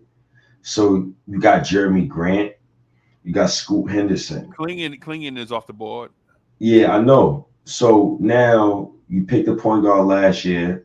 Do you trust your other young wing that you drafted from G League Ignite? And do you pair that other young wing with another young wing from G League Ignite and Ron Holland? Would you go back-to-back seasons and go that route? I think they would do that. So I think the pick right here, I think Portland go for upside, and I think they'll pick Ron Holland. Okay. I'm going best player available, Basilis. And I'm gonna disagree with State on this one. I think they saw how bad a G League Ignite player struggled coming out of the G League Ignite, and Scoot Henderson. They saw how unprepared he was for the NBA, and I think they only skip on Ron Holland because of that. Not because Ron Holland is a bad player, because he's going to be, in my opinion, he's going to be a great young player, right? But do you go back to the G League Ignite, notice and look at how the Thompson twins struggled early on, how Scoot Henderson struggled early on, right? And then go back and like, yeah, that might just be an anomaly. I'm going to draft him again. Yeah, but they now, if you're tanking for Cooper Flag, I'm tanking for Cooper. That might be the move, but mind you, tanking for Cooper, baby. But if you draft Ron Holland, mind you, Ron Holland and Shaden Sharp are gonna play the same position as Cooper Flag. No, Shaden is a 2. Nah, he don't play the 2 for them. What's Anthony Simons plays the 2 for them? Oh, I forgot about Simons. Yeah, but he's basically projected to be their starting 2 guard for the next. I would trade him, honestly. Shaden Sharp plays the 3. You got a 4 in Jeremy Grant. Oh, that's tough. Yeah, they got a log jam over there. Yeah, they got log jams, bro. That's the thing. So if I was them, yeah, I'm still going Ron Holland here. But we could go Matthias Bezesley, but I don't see the connection there. I see the connection with Ron Holland because you drafted another G League Ignite player. So but both of them is G League Ignite, and both of them play small forward, so it's the same conversation. Oh shit! So give me Matthias. Yeah, Buzelis and Holland, both it's the same thing. So whatever I say for Ron Holland applies to Montes. Yeah. I'll take Montes, the 6'10" forward. Pair him with Jeremy Grant. Now you got 2 6'10" forwards. Okay. I'm sorry, but Eddie C, you said Montes Buzelis too, right? Yeah. Okay. There it is then. Okay. All right. The Spurs are back on the clock with the number 8 pick. The 8th pick, the worst pick to have in the first round of all time, like the number 1 overall worst pick ever. So we drafted with the 3rd overall pick. Bless you. Thank you. We drafted the 3rd overall pick with the Spurs again? Castle. Castle. Okay. They got a point guard. If I'm the Spurs, go down.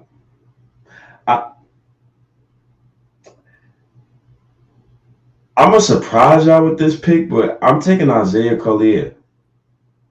Okay. Excellent shooter. Get to the rim. It's noted that he didn't have no dunks in the half court last season, but he shot 62% at the rim last season. I think he'd be an excellent pick for for the Spurs because the Spurs need guard play. They need guard play. So if you insert Isaiah Collier and you got Stephen Castle, I think that'd be a great injection into the offense. I think Jeremy Shohan is not no damn point guard. No, he's not a point Devin guard. Vassell is a 2. I think Keldon is a strong 3. But if you bring Keldon off the bench, I think, there's a lot of picks. I think Isaiah Collier, I think that's the guy they go for. Me personally. I'll go best player available with Rob Dillingham. Ooh, okay. Ooh. Go Rob Dillingham. Matter of fact, the Keldon Johnson connection is there. His best player available. And I just think, fit is very important, but especially in the backcourt. So if you have somebody who's a microwave scorer like Dillingham is, and is not good on defense, but Stephon Castle's a big 6'7" type point guard who is good on defense, that's how you balance out your guard position. And so they lucked out, bro. They got Stephon Castle and Rob Dillingham. Yeah, man. That's good. Okay. I'm gonna go with Dillingham right here too, man. Okay. Just so we can boom. And now the Memphis Grizzlies are on the clock. So I'm gonna do the Knicks joint. I think they're gonna trade out of this pick when they look at the board. Yep. I already know who they're gonna trade with, bro. I think they're gonna trade. I would like for them to trade with the Knicks, and I would like for them to take Mitchell Robinson in the 25th overall pick for Luke Kennard in the 9th overall pick. If they want 2 second-round picks, I'll give them 2 second-round picks. They need a starting center, and they have no cap space. And they're not going to start a rookie center. So, I would do that. I would trade, and this is how the Knicks get a top 9 pick. Now, if this is the Knicks with this pick, you know where I'm going, Freezy.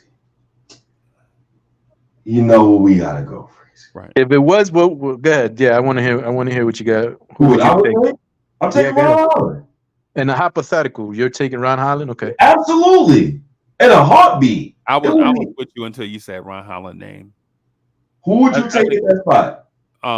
Kelly Ware would be the name. That would be the name that I would take because, like I was telling Eddie C earlier before we did the mock draft, I don't value center, right? And so what I would do is draft Kelly Ware, right? And then at 24, if I can't get another rookie center and piecemeal it together to get me 12 points and 14 rebounds, then I think about bringing in a valuable veteran center like whoever. I'd bring in Valanciunas for $10 million. I can't.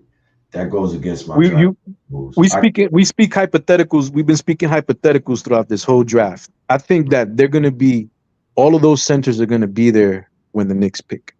Maybe Khalil Ware might not be there, or Zach Edey, but those Filipowski guys, those Yves Mes guys. Let's say Khalil Ware is there, right? I think the Knicks will trade out that spot for somebody who's going to want a center.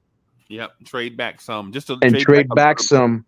Yeah, trade back, get assets, and then pick, the wings or whoever they wanted in the first place. Whoever they really wanted in the first place. Yeah. Right. But making this pick, who's up?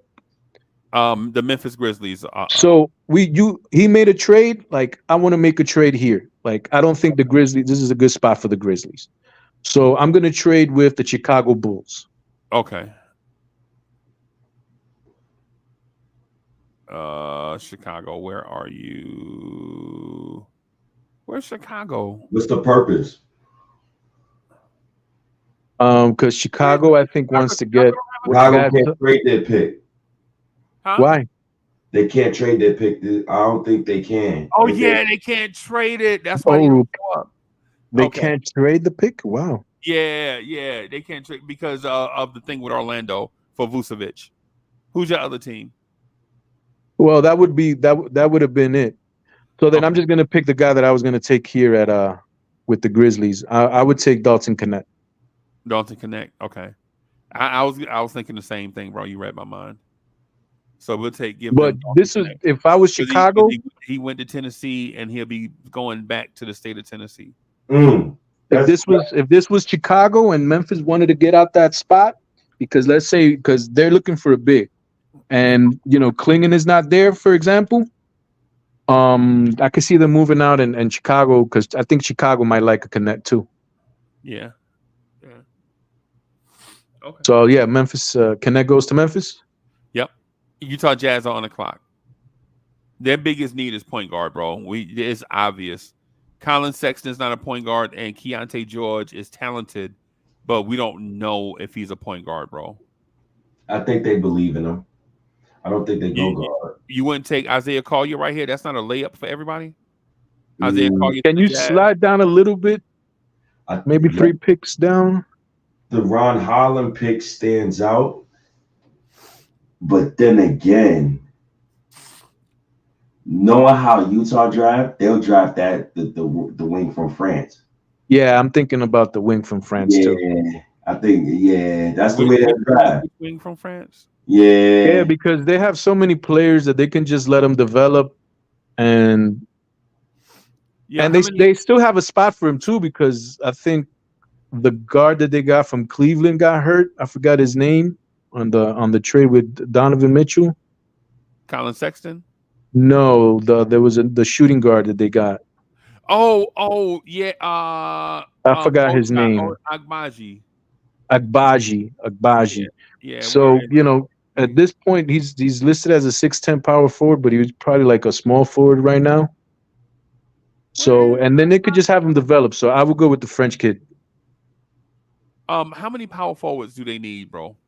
No, that's a fact. They have marketing. I like Jacoby Walker for them, but that's not that bad. That's not that bad of a pick, Walter. But the upside for me, is taking Saloon. I don't think Markin is going to be there. I don't think he's in their long-term plans. Obviously, Jason Collins is not in their long-term plans. I think Saloon is a 3-4, so you can slot him at the 3. He's kind of like one of those swing wing players, those jumbo wings. Jumbo wings. I think they'll take Saloon, yeah. All right. We'll go Saloon, but they just drafted a power forward in the lottery last year, and Taylor Hendricks. I mean, they just drafted them last year, bro. They did. But if y'all want to go Tijan Salon, we can do that. I think they go with the upside. So they'll have 5 power forwards now. Yeah, now they yeah, but he probably won't play, and he's more of. I think he's more of a 3. Okay. Chicago Bulls are on the clock. Anybody thinking Ron Holland passes Chicago? Okay, so Canet is gone. I'm taking. Sheesh. No, I'm not taking Ron Holland. I'm taking Collier. Isaiah Collier? Yeah. For Collier and Kobe White backcourt? Yeah. I like more. It depends. The McCain kid, yeah. Either McCain or Devin Carter. He's a shooter. Yeah, and Carter's a defender, tough-nosed defender. But just because I think they like the point guard that they got 2 years ago, I'm really bad with names, but no, the one that he's playing at point guard. But I would like to slot Jared McCain there. He's kind of like what Ayo DeSumo. DeSumo, yeah. I think he slides in good, but they can go a number of ways. Mm-hmm. And Canet, I think they wanted Canet because of his shooting. Right. And he's obviously 6'6", but McCain is probably like the next best shooter. Yeah. I'd take McCain. Okay. That leaves you to be the tiebreaker here. I really think it's gonna be Ron Holland, but for the sake of the tiebreaker, no, but go ahead, take Ron Holland because he's the highest rated player. Yeah, let's do Ron Holland right here. All right. So The Oklahoma City Thunder are on the clock. Right? They don't have a pressing need. But Cody Williams' brother does exactly. I think that's right there is the key component to where I think they picked Cody. I think they put those two kids together and help each other out. Be the future. Yeah, man. All right. So the Sacramento Kings are on the clock. This thing says they need a power forward. The Sacramento Kings don't run a power forward in their trident offense. They try to get out and run. That's why they move Sabonis to center. They probably need a long, athletic wing 3-and-D guy to pair with the Murray kid they drafted a couple years ago. Absolutely. I don't know if he's available. I don't know if that guy is available. But what I do know is that they're gonna lose to free agency Malik Monk, and there's no better player than McCain to supplement Malik Monk in his draft. Nah, I don't think Malik leave. I think they'll pay him. Okay. But if they don't, this is a way cheaper option. If they keep him, they still get loaded. I mean, they get another offensive shooter. They get another. Because the kid, what's the white kid? He's not good. Filipowski. Kevin Herter. Yeah, I'll go with McCain. You know the dude that's on their roster, right? Yeah, Kevin Herter. Yeah, he got injured too. Yeah. So, and I think he had a bad shoulder sprain. Right. I'm taking McCain. Stay says Filipowski. Who do you like, Freeze? And just for the record, I have no idea how Devin Carter is still on the board here. Me either. But I got him going to Miami. I have in my mock draft. I got that boy going top 6 to Charlotte. Wow. Right next to LaMelo. It might and it may be right next to LaMelo and in between that other kid, Brandon Miller. Yeah, and so for the record, I had Jacoby Walter going here to give them some size in the backcourt, so they won't have all those diminutive guards. Davion Mitchell, Keon Ellis, De'Aaron Fox, Malik Monk. I felt like Jacoby Walter was a big, strong guard that can add athleticism and strength to the mix. But I could see where you say Jared McCain and Isaiah Collier. My thing is, though, with Isaiah Collier is what's Isaiah Collier going to do when he don't have the basketball in his hands? Yeah, and I think just McCain is just more ready right now. Like Sacramento wants to win right now. And, if they want to, Jacoby's a player that's going to take about 2 years. McCain will be playing next year. And he's going to be shooting already next year. So I think that's the player that they choose. And in this mock draft, I think they'll take McCain. Stay, what do you feel? You still solid about Isaiah Collier?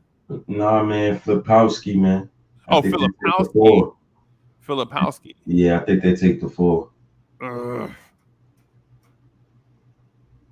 I don't know, dog. I don't know what to do right here. I'm with whoever, whether it's McCain or Filipowski, bro. I don't care. One of the Duke guys, whichever one y'all want to go with. Just go whoever's ranked higher. All right, so it's Jared McCain. Whenever there's a dispute, it's just better just go, high, available, right? Yeah. All right. And so Portland is back on the clock. Who was their first pick? Bazelis. They got Bazelis. Yeah, Montes Bazelis. Yeah. I think this one is. I think this one might be easy, but it may not. Like you can trade back and still get the same type of player. Like it doesn't even matter who's on the board right now, right? Because they have plenty of guards. They have plenty of wings, I guess. This is a tough one for me. I don't really want to do. I think it's easy for them. I think Kyle Filipowski reminds a lot of people of Lauri Markkanen. Okay, so you're gonna play him with you want to play him with what's his name? But they already have a small forward.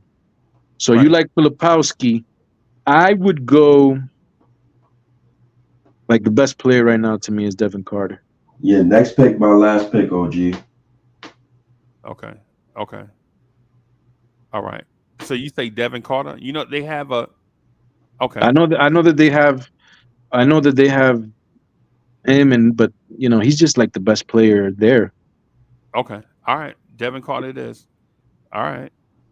So Miami is on the board, and I think this one is easy too. I think this one is easy also. I think Isaiah Collier has to be the pick for Miami. Yeah. Plus, you're gonna leave Devin Carter. You're gonna take somebody else and leave Devin Carter for Miami, and nah. Sometimes in the draft, sometimes there's strategies to where like maybe you don't need this certain player, but you're not gonna give the perfect piece to another team. I think they take Collier. Yeah, I would take Collier. Here. Okay. All right. All right. So Philly is on the board. Philly would probably take Jacoby Walter. Yeah, Jacoby Walter. Let's just do All right. Things get interesting. The Lakers are on the board. So now the Lakers have the pick of the big men. Right. And if you slide a little bit more down, let me see what we got down there. Bub. Yep. I think that's who I think they take, bro. I think they take Bud Carrington. I mean, Reeves has the ball a lot in his hands. And that's why Bub is good here because Reeves initiates a lot. LeBron initiates a lot. So if your point guard can play off the ball and do other stuff while ball dominant players are out there and then can also run your offense when those guys are not out there, I think that's perfect. I would take Khalil Ware here just because Jackson Hayes is the backup to Anthony Davis. And, Khalil Ware kind of, obviously he's nowhere near Anthony Davis, but he has a similar type game and build to Anthony Davis. I would go Khalil Ware. Okay, let's do it. That's a great pick for them. Yeah, that's a great pick for them. Yeah, it's like kind of like a Lakers. It's kind of like a Lakery pick. Magic. The Magic on the clock. I think they need a guard. I think Bub Carrington is the. I'm gonna just take Bub Carrington right here, bro. I think he too perfect to not go there. They need point guard play. Okay, that's fine. Right. Toronto is on the clock. Toronto's a funny team, but they will probably go Zach Edey.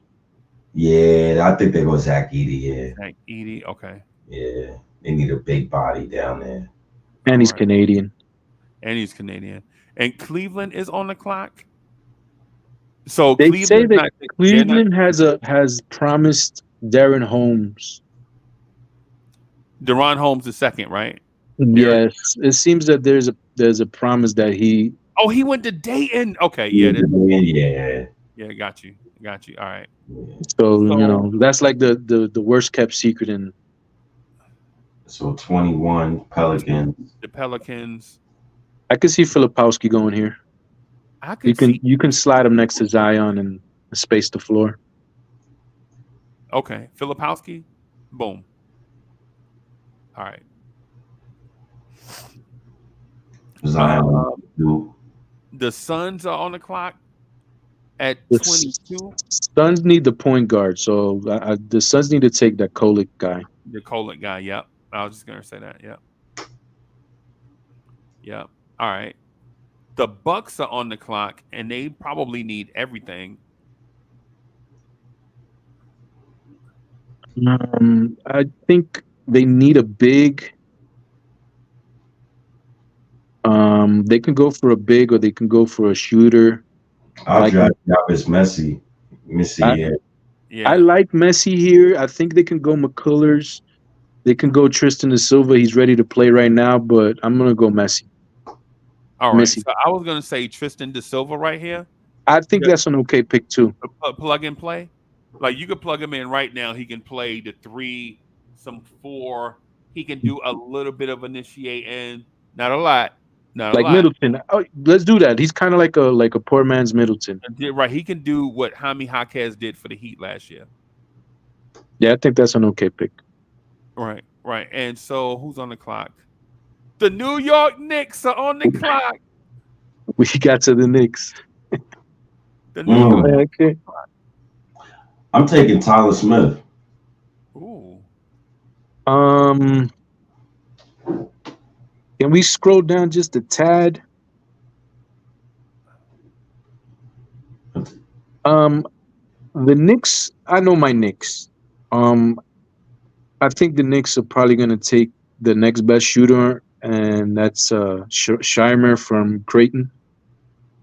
Oh, he's a You know the Knicks. You know the Knicks do this. Yeah, but everybody's gonna hate it. They didn't even have a draft workout for him. They didn't have a draft workout for him, bro. I mean, but that doesn't mean much, bro. I'm not doing this. Let me ask you, yo, I swear to God, bro, you gonna invite me on your podcast when you see this draft, man. They didn't have him for draft workout. Need though. What's the Knicks immediate team need? Shooting? No, they don't need shooting. No, they got a lot of shooting. Okay. What if Hartenstein leaves? They need a big, but they need a wing. But Missy is not gonna be that guy. If Hartenstein leaves, they have Mitchell Robinson. They can probably get somebody else. Yeah. They need a wing. I'm telling you, bro. I know I know my Knicks, but you guys could pick whoever. I think they'll take Sherman here. They ain't taking no guy. They didn't know because Ian Bagley. You're gonna be really pissed, bro. I'm not gonna be pissed. Nothing. Ian Bagley. So why would if he should be there at 39? Why wouldn't the Knicks take him with the 38 pick? Because first of all, I know that they're probably gonna. Who's on the board at this point in time? Some of the players that I thought would be on the board at 24. But you can get Ryan Dunn later on in the draft at 28. You can get McCullers at 28. You can get Shermer at 28. So you can trade down, but for the purposes of just going on with the draft and take the players that I think the Knicks are going to take, I think they're going to take Shermer. But you guys go ahead. I never read those sherbet nothing. Sherbet ice cream. That's all I know, bro. I know, bro. I know a lot about basketball. I'm sorry, man. I hear you, but they didn't work out the guy that you said. So I can't go off of that. I'm sorry. How many times do NBA teams pick players that they never work out? Quickly drafted them, bro. I'm not going back. Okay, but how many times do you think they? I hear you, bro. The team does not need to work out with you for you to get drafted by them. Honestly, another home run pick. What I would do is and he's a senior. Why? Come on, bro. Not over Ryan Dunn, bro. There's no way they do that. He's basically Bogdanovich. No, bro. I'm good. Okay. All right. So that cat is all right. Because Eddie C said so, right? All right. That way we can clip it for later. So who are we taking at 25?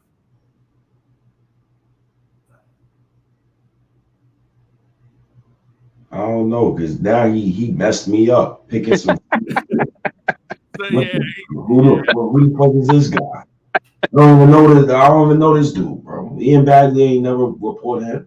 Listen, if we can get together, you call me.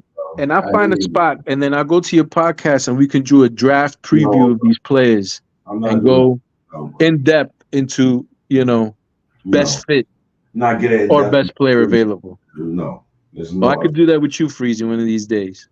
Okay. To be honest with you, he never did anything that stood out to me. I don't know. I've been reading up on him, but I think if you leave it in the state, I'm just going to say this. I'm just going to speak to state on this. Eddie C, no disrespect. Yeah, I'm just going to speak to state on this one, right? State. I ain't watched Nick basketball for 2 months for them to pick a senior. I'm not. Hell fucking. Yeah. I'm just saying, y'all do understand that Tom Thibodeau is the same coach that drafted Chris Dunn over DeJounte Murray and Jamal Murray in the same draft. He was the president, though. Yeah, he was the president. He Right. ain't the president here. Right. The point that I'm getting at is, Dude, didn't you just listen to the podcast? yeah, That they were saying the players that they drafted before Jalen Brunson and Josh Hart. right. The Minnesota Timberwolves drafted Justin Patton, I think his name is, the center from, I think it was from Creighton. That was Tibs. That was stupid. That was, Right. He drafted him instead of Josh Hart in that draft. Right. So why would I draft? And they drafted Josh Okogie instead of Jalen Brunson in the next draft, bro. Yeah. So then, yeah, you're making your Creighton point. Right. And so for that reason, I'm saying the Sherman point that you made. That's it. Yeah, that's what I'm trying to say, State. I don't know if I'm allowing Tibbs to do that when I saw him with my own eyes draft Chris Dunn over Jamal Murray and DeJounte Murray. But I mean, he also, I think he had a big part to play in Quentin Grimes getting drafted. I think he had a big part to play in Miles McBride getting drafted. They didn't have draft picks last year, but I think Emmanuel Quickly. I think he was on board with getting Emmanuel Quickly. So in the draft, you don't hit home runs in the draft all the time, man. Like this is a crapshoot for him to the Knicks, bro. But my question is, if you don't hit home runs all the time, can you at least hit a home run sometime? Right, at least once. So the chat saying that Sherman did have a workout with the Knicks. It's Sherman CAA. So I mean, I'm telling you, bro. I know my Knicks, man, and they're gonna either find a way to get if they think somebody's gonna take him before, they'll stay at the pick because they have two anyway. But if not, they'll just trade down and get him later in the draft. My question is why is a bogey type player that valuable? Because I think if Bogey was able to play in the Indiana Pacers series, I think we might be able to win that series. I think we would have won, because we didn't have any. So even though he has all his deficiencies and he doesn't look pretty on the court when he plays, when he does score, I think that's very important. So if Sherman could come in and give us 2 3-pointers or 3 3-pointers and we win by 2, that's super important. So I think in that sense, we already seen what Bogey can do in an offense in our team. Obviously, he's not going to be the best player that we have, but there is a position in the Knicks for a player like that. That's kind and I think that's what Sherman is. I'm looking at it right now. They ain't working out. I think that pick was a stretch. I don't know. I keep looking at Sherman, and to me, that's a ridiculous pick. He looks like a no, I don't know enough, but to me, he looks like a Walmart version of Dalton Connect. Could be. That's what he looks like, right? Well, he's a 20-something. It's a late lottery. It's a late draft, first round draft pick. So you're getting specialty players here. You're not getting all-star players, and his specialty is 3-point shooting. But why would we draft Daquan Jeffries at 24, bro? Yo, bro, I'm not wasting my time with that. I don't know about that. Who they did work out though is mad interesting because this Adria Jelavovic, whatever the hell his name is, 6'11", 20 years old. What the hell they got? Why they worked him out? That's probably a second round. He's probably one of those second round guys. Yeah. Who you taking with your second round with the 24 pick? 25 pick, I'm sorry. I think this one is pretty obvious. If you're getting an offensive player with the first pick, but go ahead. Yeah, go ahead, bro. Yeah, I'm taking Dunn too. Okay. All right. So Ryan Dunn right here.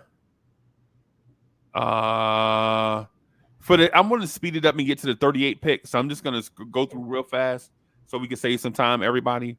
So Washington, they drafted Saw. Right here, I'm going to give them Yves Missi. because he's been on the board too long.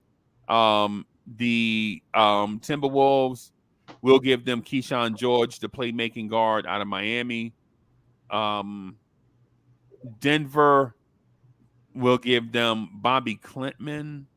I don't know. Mhm. And y'all listen, I value y'all opinion. I just want to speed it up to get to Nah, you good. You good though. and so just because Eddie C like power forwards for Utah, I'm gonna get them Tyler Smith.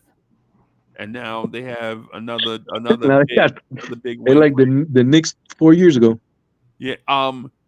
Johnny Furphy to the Celtics. Kevin McCullough to the Raptors. Okay, and the Jazz are on the clock again. I like Justin Kennedy here. I'm just gonna fly through real quick. The Bucks are on the clock. Jalen Tyson is like a dream come true for them. Portland is on the clock. They drafted. Wow, I'm gonna give them Terrence Shannon Jr. Yeah, Portland hit a home run, huh? Oh, San Antonio is on the clock, and They take another French dude. Pacom Dadier, the dude that I want to take at 24, goes to San Antonio. That's who you wanted on the Knicks, huh? Yep, that's who I wanted. Bro, he on the screen. I don't know if you can see it, but 36, the Pacers will probably take oh man, Chomchi. I'm gonna give them Ulrich Chomchi here, another dude that was on the screen that I liked. Right, the Timberwolves are on the clock again. We'll give them the point guard AJ Mitchell, some backcourt help for Ant-Man, and now the Knicks are on the clock at 38. DJ Wagner. He's going to Arkansas. Oh, yeah, okay. Yeah, he's going to Arkansas. He's not. I don't know why they took him off the software.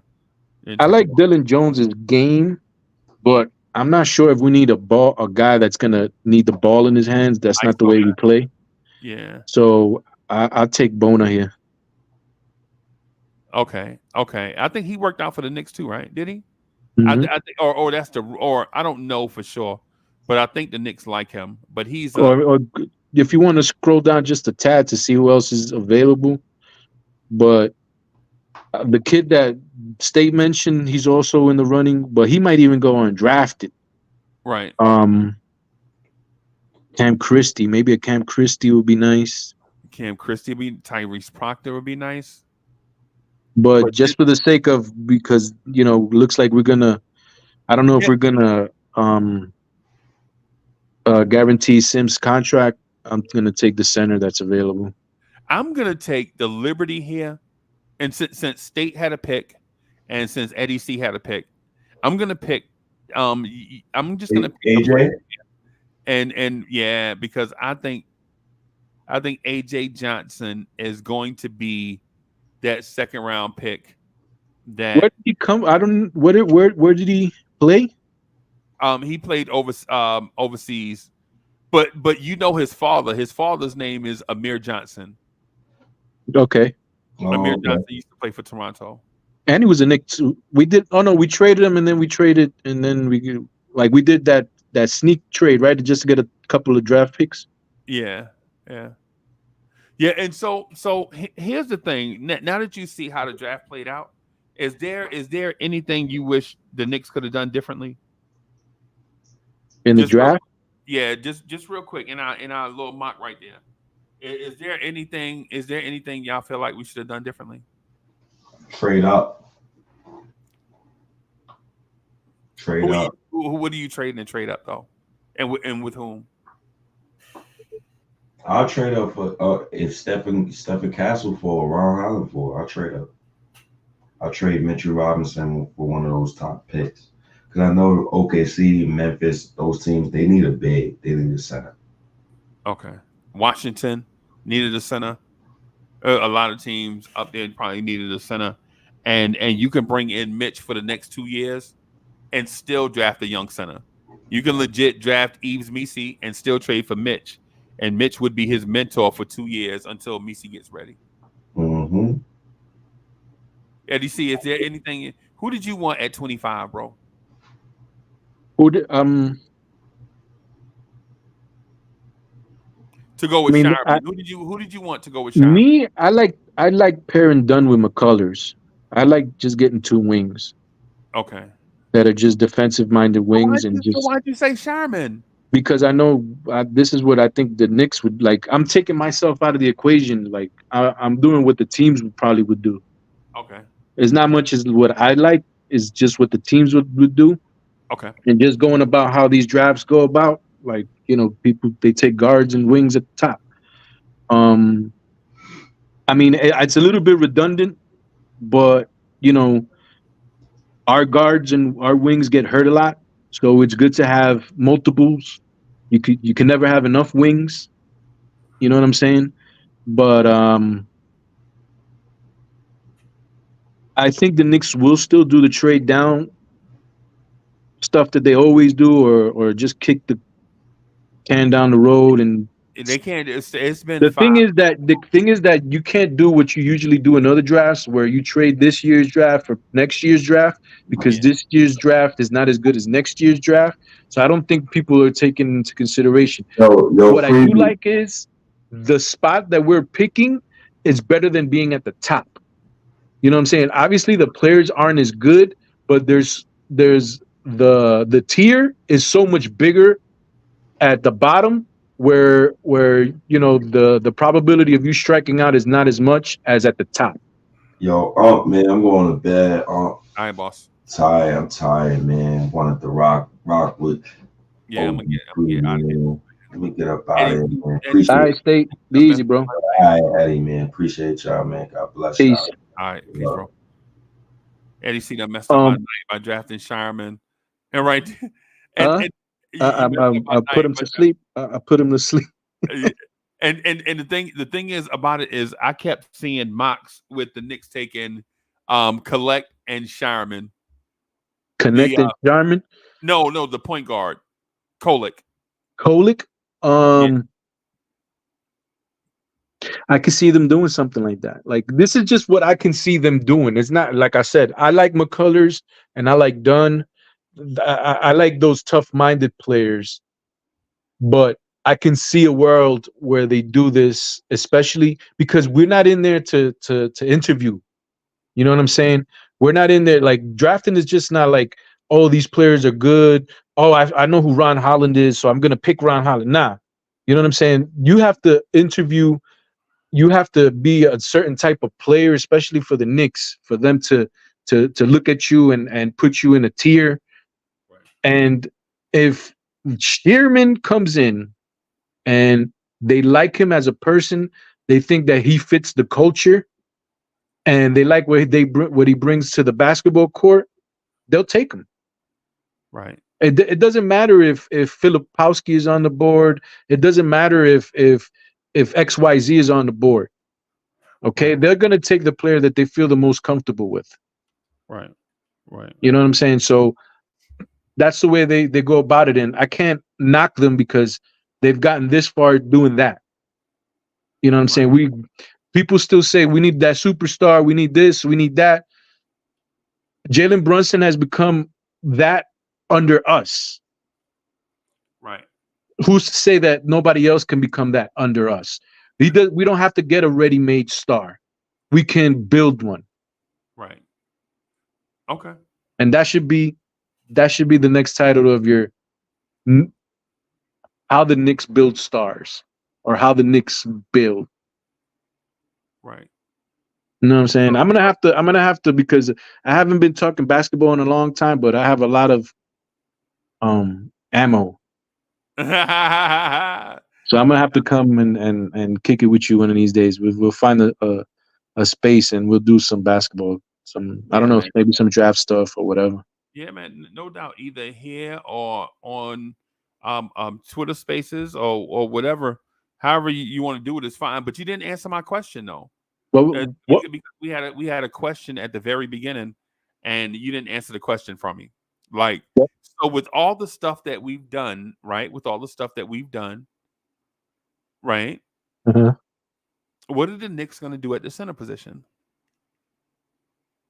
What are they going to do? Yeah. See, because you didn't address it in the draft, remember? Remember when Eve Because I think they're just gonna pay Isaiah Hartenstein. okay. Okay. Okay. You think they're gonna pay him 17 and a half, 4 years, 17 and a half? They'll probably can finagle $1 million. Okay. You know, just because $1 million is important here and there. Right. So I think that they can finagle $1 million, $1.5 million, and still keep him. And just tell him that they're building, and there's a lot of things that's important to him. Like, his wife's a model, and she works in New York City. Things like that are important. So Did you see her? Did you see her annual salary? what is it? No.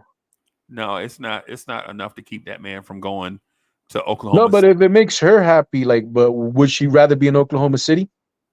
Well, would you turn down a $10 million raise because your wife want to be a model and she can't do it in Oklahoma City? So the difference is between 20 million and 17. Nah, that's still more than she makes in a year.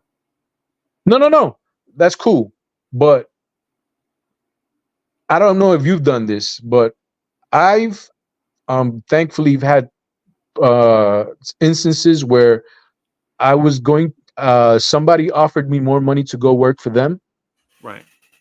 And I told my boss, if you get too close to what that is, I'll just stay here because I like it here. Right. Right. And obviously, well, not obviously, but my boss said, I can't pay you that, but I can pay you a little bit more than what you're getting. And his number, we met at the middle, and I just stayed. So It's not always, who makes, what makes more money. There's a difference between $3, $5, and being happy. Then I'm okay giving up the $3. Right. And I'm not trying to get in her wallet, right? Or her purse, right? No, that's not what I'm saying. Whatever. Hey man, I'm team get the money. That's where I am with it. But bro, the difference between she knew Isaiah Hartenstein was an NBA player when she married him. And then plus you can also get sponsors being in New York. There's other ways that you can make money, make up the money.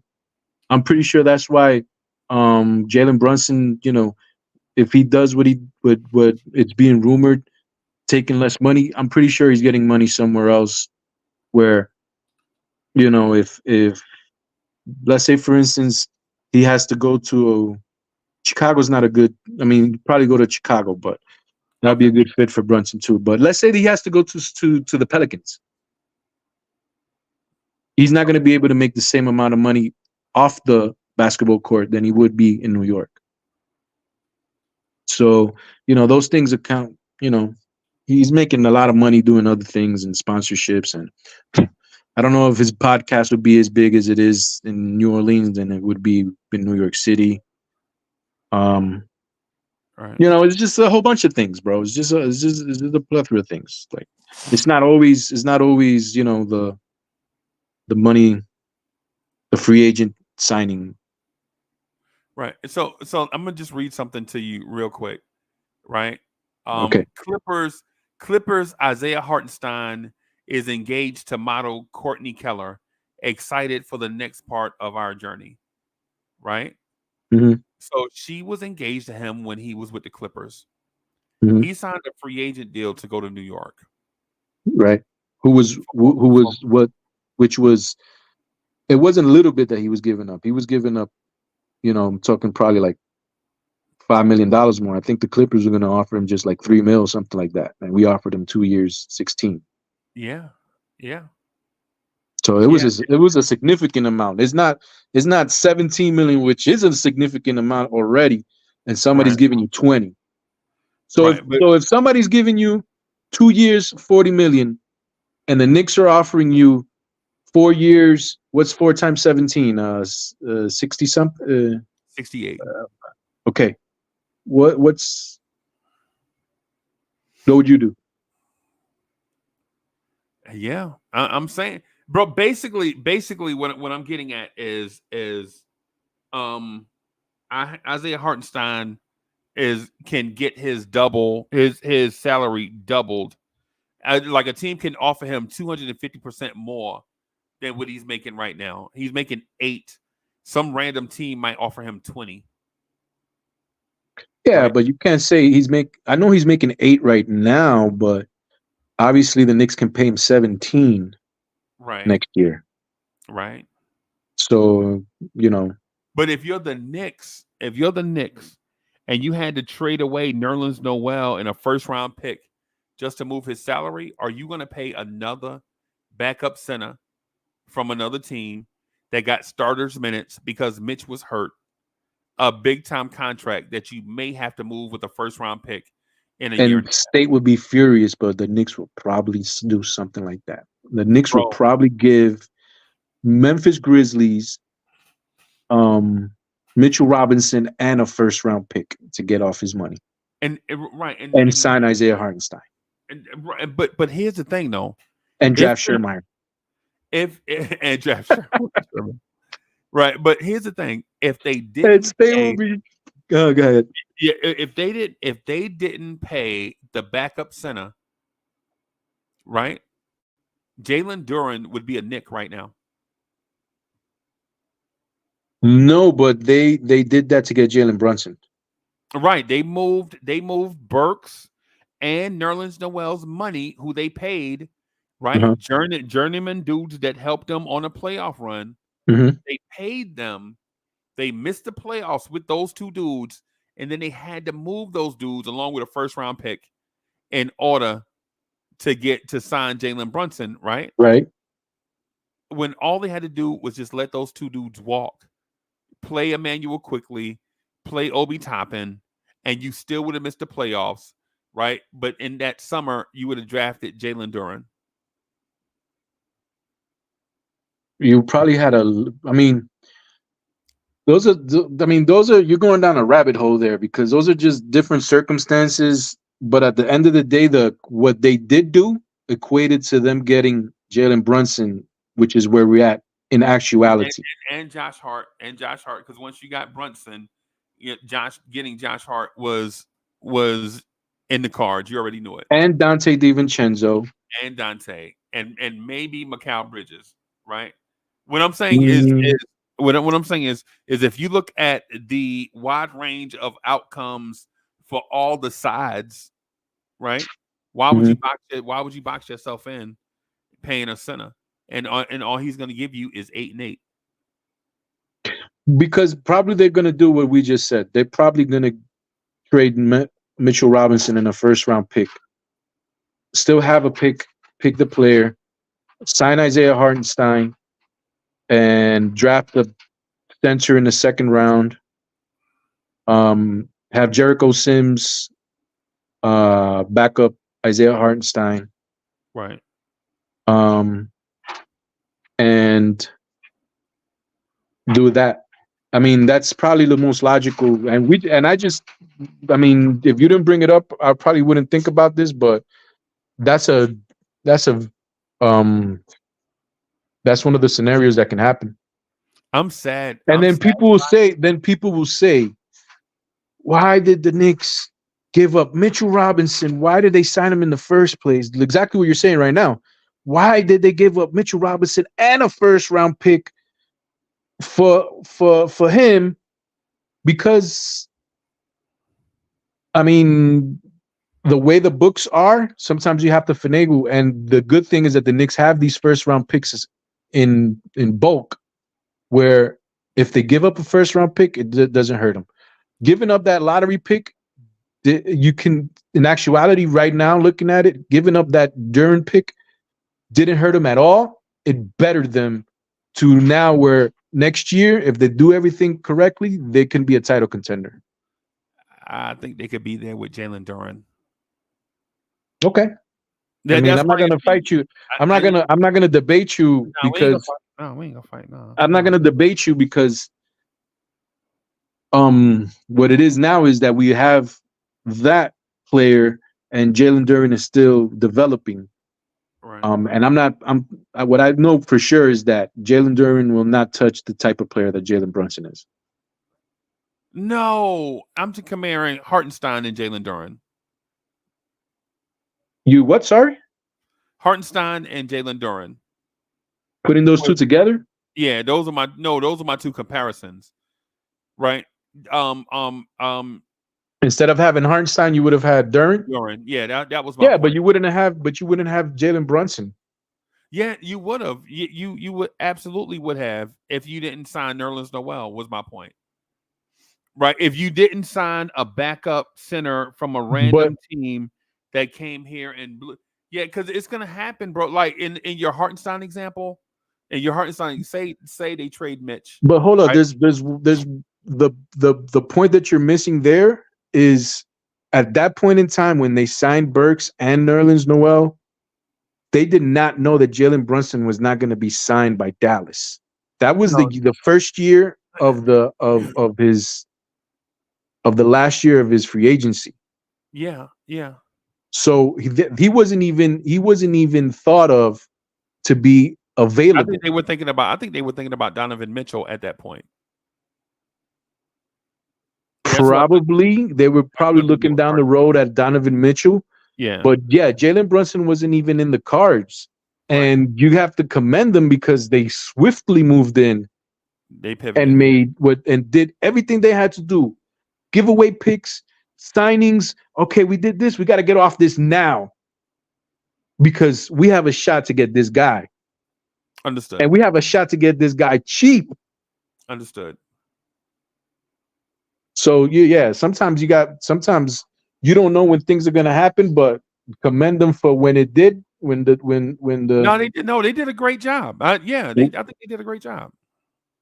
Yeah, man. Like, remember when we used to talk about, how Leon Rose was this and that and sleeping, and I'm like, it's not when you want it.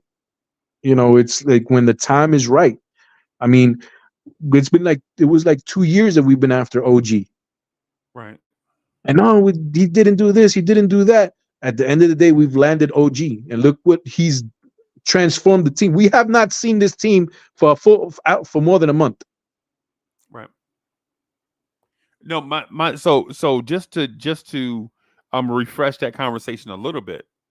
My thing was never that they didn't do anything in free agency or through trades, right? Because I know that it takes two to tango. My thing was always the draft, right?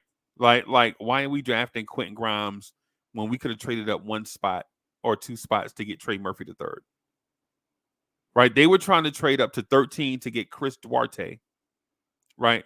And my thing was, why are you trying to trade up to get Chris Duarte?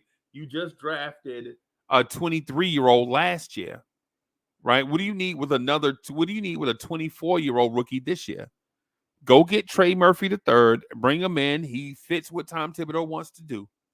That was one of my beefs. Like at the draft, I was beefing with Leon Rose, right? I mean, yeah, that's a solid. I mean, and then looking at what he's turned to now, like, yeah, I mean, it's great. That's a great, And just for clarity, Eddie Steve, just for clarity, it's not revisionist history. I was mentioning Trey Murphy III's name since January of that year. Yes, he was on the radar. He was on the radar. He was, like how the thing was that he got out of the range. He shot up the draft board and he got out of our range. Right. And then, who knows what the Pelicans, they probably really wanted him. He fell to them. So who knows what they wanted, and Knicks are super cheap. Right. And so right now, I'll ask Knicks fans for Trey Murphy III right now, would you trade Quentin Grimes, Deuce McBride, Jericho Sims, and Rokas Jokibitis for Trey Murphy III right now? That's just of course.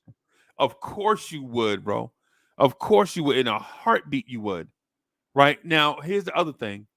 Would you trade Trey Murphy III for Chris Duarte straight up?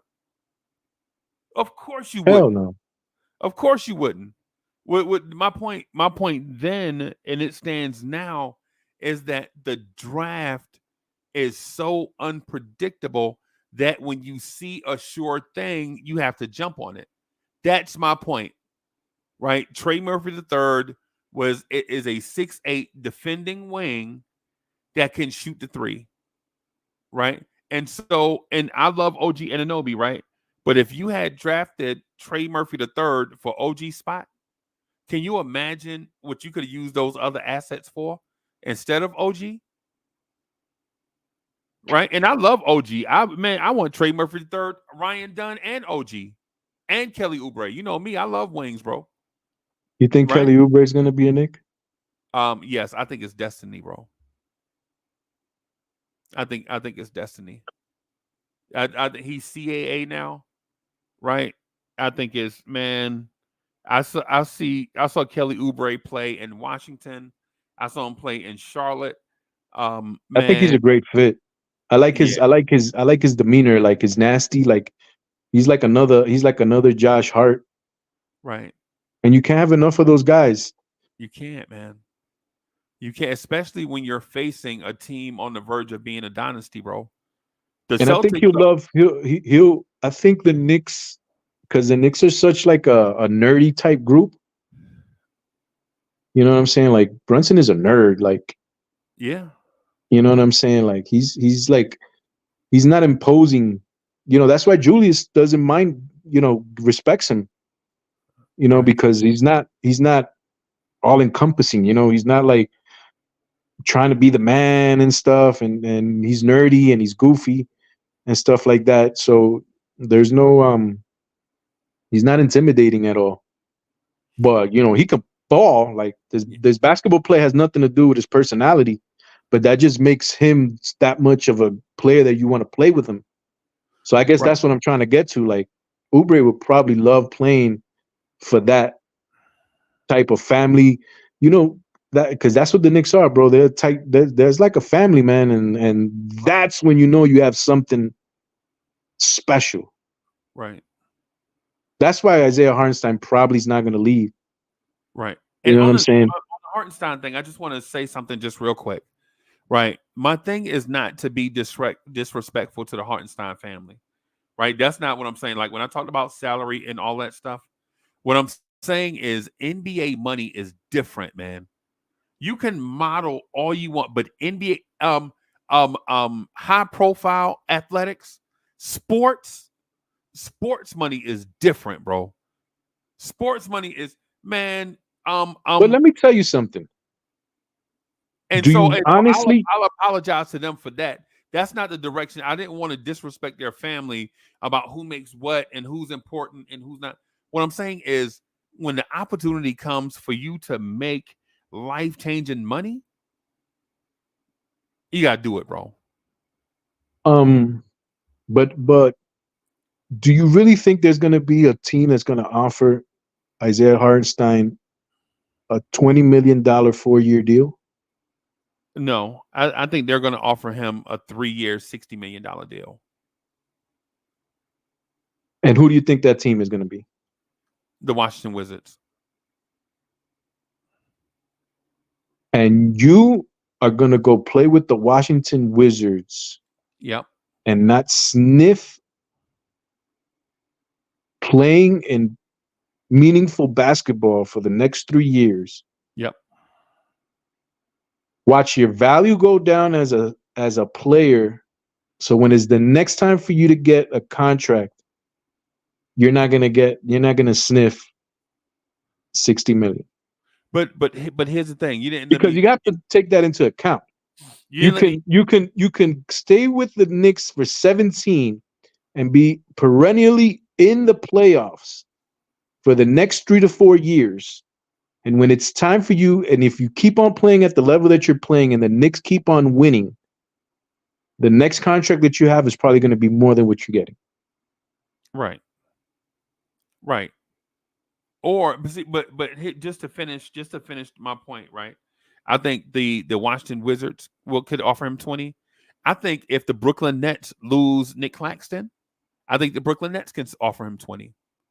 Right? I think Oklahoma City could be ready to offer him money also. I think there are teams that are off the radar that know yet about that could offer him that money and feel comfortable with him.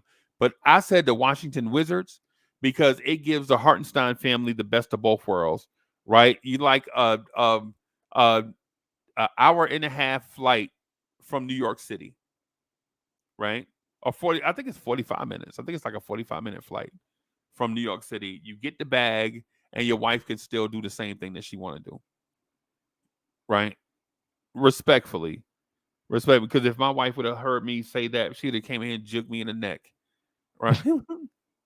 My wife would have juked me in the neck. I think at the end of the day, the Knicks are going to sign Isaiah Hartenstein to a $15 million 3-year deal. Ooh. Okay. I'm okay. I'm okay. I think we're going to get Isaiah Hartenstein for 3 years, $15 million per, which comes out to $45 million. I think we're going to trade Mitchell Robinson. Now that you put that in my brain, I think we're going to trade Mitchell Robinson and a first-round pick to the Memphis Grizzlies, and we'll probably get, we'll probably get a player back from them. And probably some more second-round picks.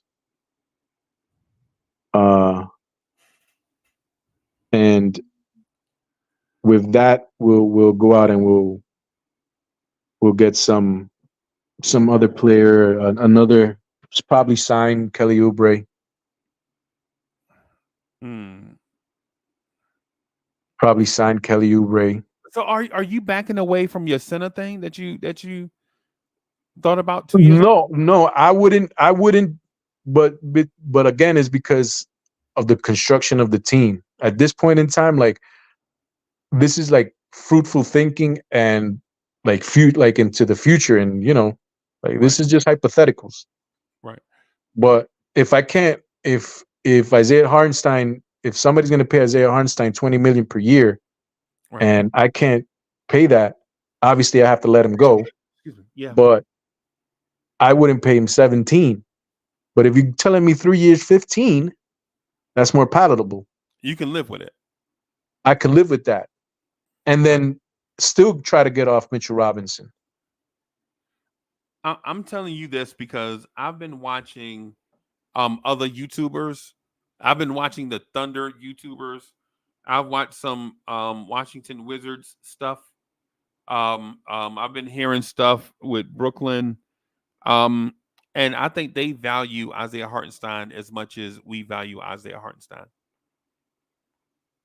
And I think there's a lot of people that have been. He's opened eyes, especially being in the playoffs, and what he did during the season, and him as a person, his basketball IQ. I think there's a lot of people that like that type of player. The thing is that I think he likes playing with us. I listen, man. I no doubt thinks he loves the Knicks. Yeah, he just likes playing. He likes playing with Brunson, and he likes playing with Hart, and he likes playing with. And I think everybody. He also feels appreciated. And yeah, that goes a long way too in your decision making process. I think Thibodeau is very important to him too. So I think the organization I think he's fallen in love with the organization. So, and we're winning. So, yeah, man. Obviously, there's going to be teams that are going to be interested in him, but I think his heart lies in New York, and at the end of the day, he'll probably be a Knick. Right. But yeah, I'm gonna hit it because it's late over here, bro. Man, it's late here. I know it's 3 o'clock over there, right? It's 3 o'clock. Oh my God, bro! You just put a rock in my shoe. Anyway, thank y'all everybody for rocking. My name is Uncle Freezy. For those that are here for the first time, subscribe to the channel. Follow us on Twitter, X. We have conversations like this one all the time. Just in case you're new here, So the platform is more of a democratic. I take more of a democratic approach to things. I won't be the main speaker all the time. I will pass this microphone back and forth with the likes of Eddie C and others. And so on our way out, I'm just going to say thank you. Consider subscribing to our YouTube channel. Consider following us on X. And we are out of here. Eddie C, thank you for coming through, bro. Thank you for staying. No problem, man. Take it easy.